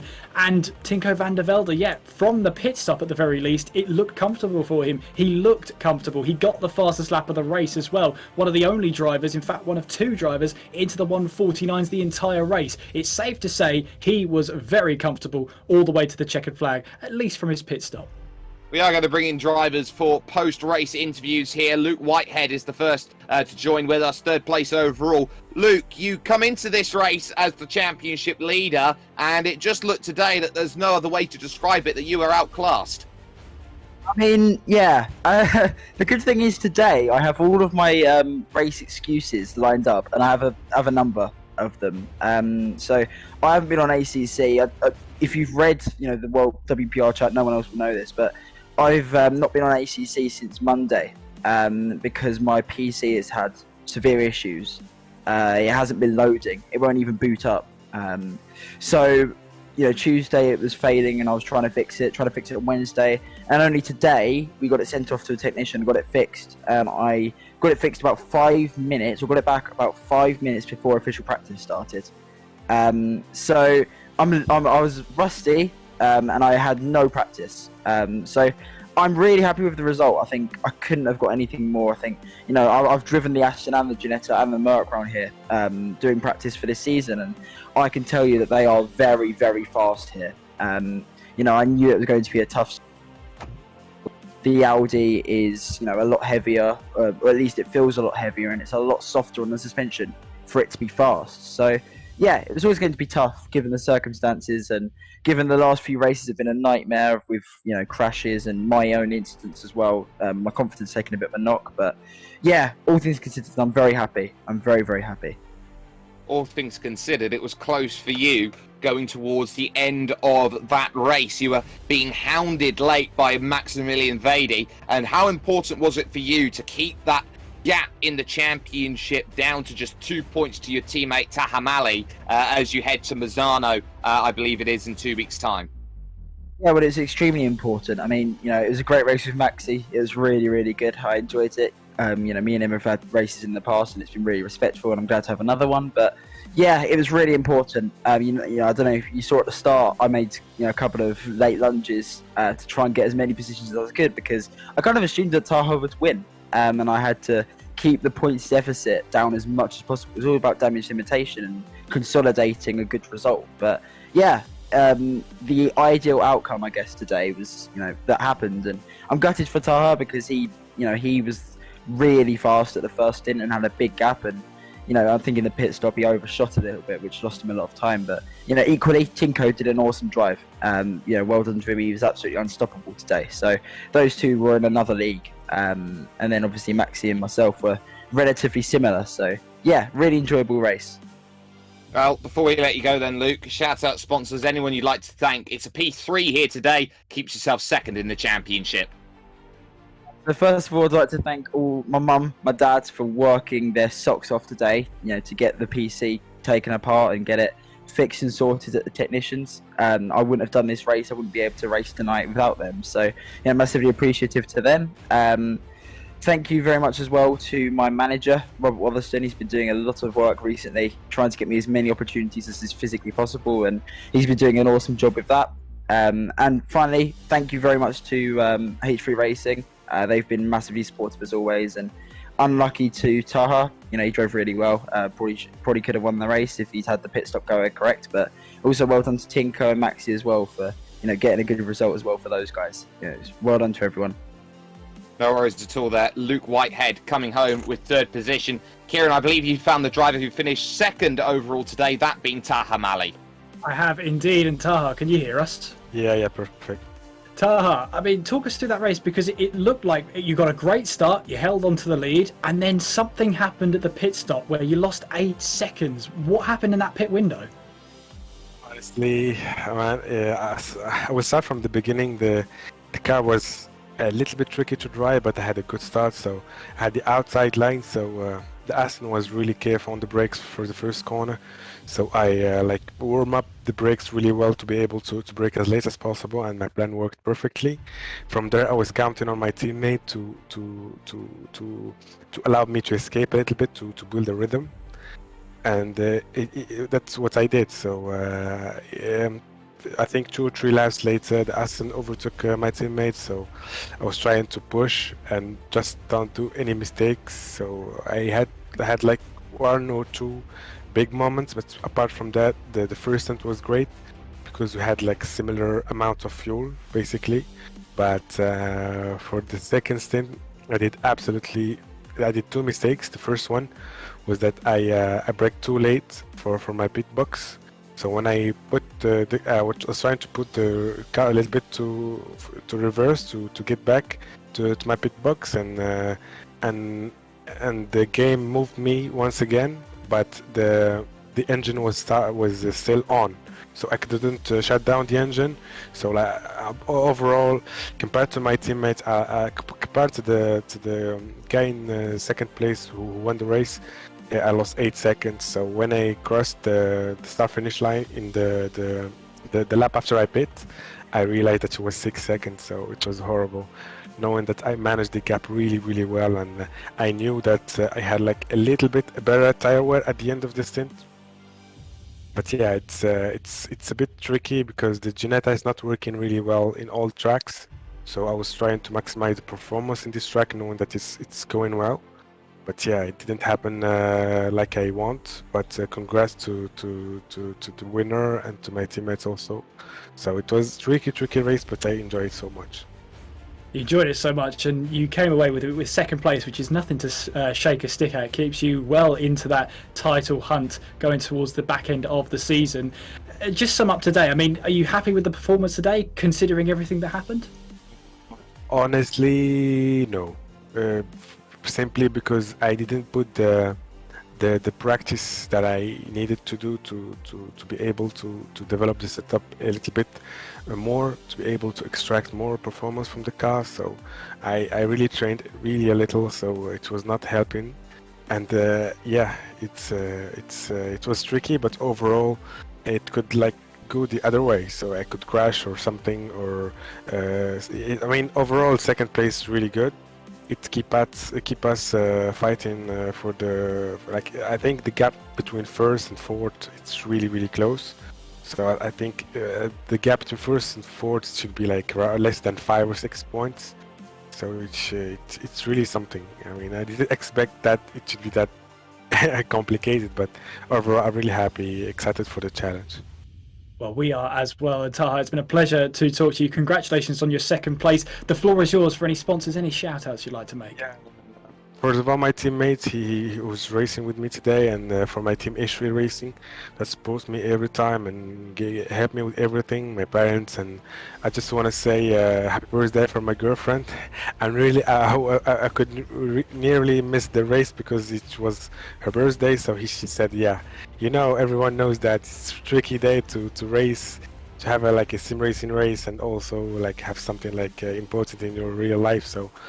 Yeah, I'm really happy for all people that supports me. So yeah. Well, congratulations on your second place, Taha. Enjoy it, and thank you very much for talking to us. It's been a pleasure. Thank you, guys. Thank you. Have a nice day. Thank you. And I'll hand back to Jake, who is with now our race winner. Yes, I've got Tinko van der Velde with me, and well, Tinko, we've been seeing how over the course of the racing that you've been just going from strength to strength, finding more groove with the Aston Martin. It seemed today was the culmination of all of that. Yeah, this race was so fun, and this is one of my favorite tracks as well, so I know it well, and the Aston Martin is pretty quick around here, so that managed me to be on really good pace and take a win. I think the one lap pace was so good, and I think over the race pace it's a bit worse because of the tires, but it was really good. So a lot to take away from this. Of course, your qualifying pace was sensational. You put the car on pole. But let's go back to the start of the race. It wasn't necessarily the easiest start in the world for you. Dropped back to third, had to work hard to gain places back again. And with a bit of fortune, you found yourself back in the lead. So how important was it for you to strike back early and quickly over the course of that race in terms of getting back into position? Yeah, I was quite frustrated, of course, starting from pole to losing out so much. Luke dived for me a bit and pushed me off the track, so I dropped down to fourth. That was not optimal. But I managed to quickly get behind Luke again and overtake him in a few laps, and I only lost 3 seconds or something, so it wasn't that bad. And from then on, I just tried to stay consistent, tried to stay within the gap and wait for some mistakes, and that happened in the pits. Well, you're rocketing up the championship now. We've got Mazzano coming up next time in 2 weeks. So in terms of your focus here, is this now a case of you're reaching levels where you're incredibly comfortable and you can go out now and put a real challenge on the title? I hope so. The gap for the championship leads must be so close. I got a P3 before and now a P1. So I really hope I can fight for the championship. Well, we certainly hope that you are fighting for that championship. Before we let you go then, Tinko, shout out sponsors, anyone you'd like to thank. First of all, Pro Racing, of course. I really like the races here, and I want to thank you guys. And all the sponsors, of course, as well. And I really want to thank my team as well. They are the main reason why I got so quick. It's really nice to have a team, and I really enjoy it. No worries at all. Tinko van der Velde, your winner here in the third round of the championship. 3 different winners in the first 3 rounds, Kieran. And Mazzano is another very different circuit out there, all about speed. Possibility for 4 for 4 then? Maybe. We'll have to find out in 2 weeks' time, which I hope you'll be joining us along for. It's a close championship battle, as the drivers have said, between the top 4, and any one of them could win it. Only 2 rounds to go. I can't wait to... Can we do the race now at Mazzano? No, we'll have to wait 2 weeks, but I wish we could. You just have to wait until then. I'm looking forward to it. I certainly am as well. You can only catch our action at the AMD GT4 series here with us at World Pro Racing, be it on YouTube, Facebook Live and on Twitch, as well as motorsport.tv, TVM Sports and ESTV, the Esports Television Network. From everyone who's been working hard behind the scenes, the stewarding crew, of course, of Adrian Fagayo and George Muscat, FIA accredited, along with the Malta Motorsport Federation. Of course, Justin Mifsud has been on the cameras from Kieran McGinley, myself, Jake Sperry. It's been a pleasure bringing you all of the action. But it is Tinko van der Velde who has been working tirelessly to find improvements, to gain that pace, to gain that momentum forward. And now it's the championship that is the sole prize. A lot of drivers trying to take limitations away from this one. Mazzano could change the script once again. This is anybody's call with 2 rounds to go, and we will see you once again with World Pro Racing when sim racing becomes real.